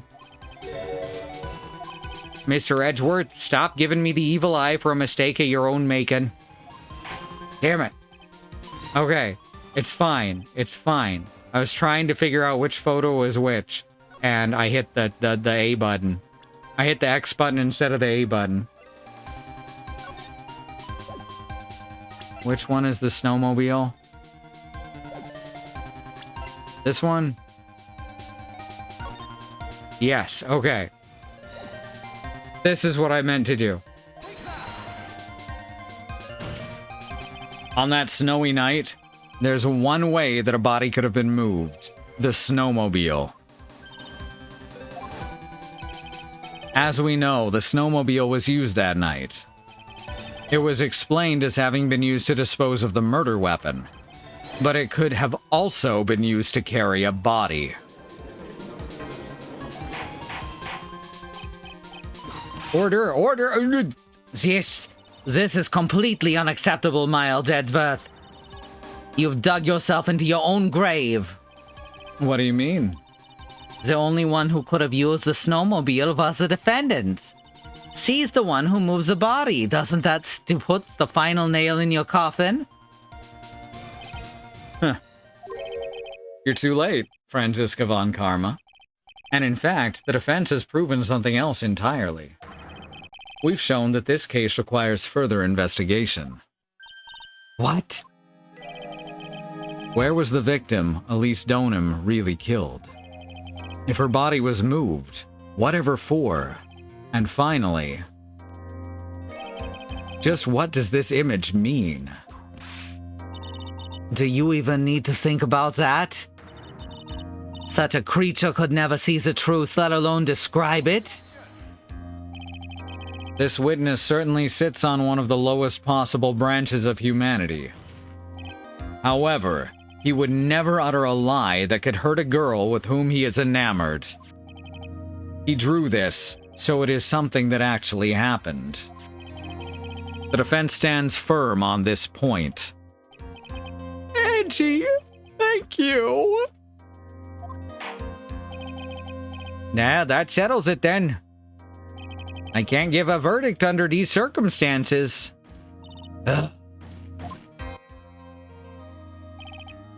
Right? I seem to have fulfilled my part in this. It's just as I thought. Franziska von Karma, you make a wonderful partner. Excuse me? There was one reason and one alone for me being here. To expose the darkness lurking in this case, and then pass it on to Wright. Really? That's what this was all about? You could have just told me that from the beginning. Then I wouldn't have had Francie with. Ah! Miles Edgeworth, I don't care about you, about what you were here to do. This was my chance to finally grind you under my heel. A shame that your chance seems to have slipped you by. What a shame! This is all your fault. Such a terrible witness. You are an affront to all the legal system. I demand satisfaction.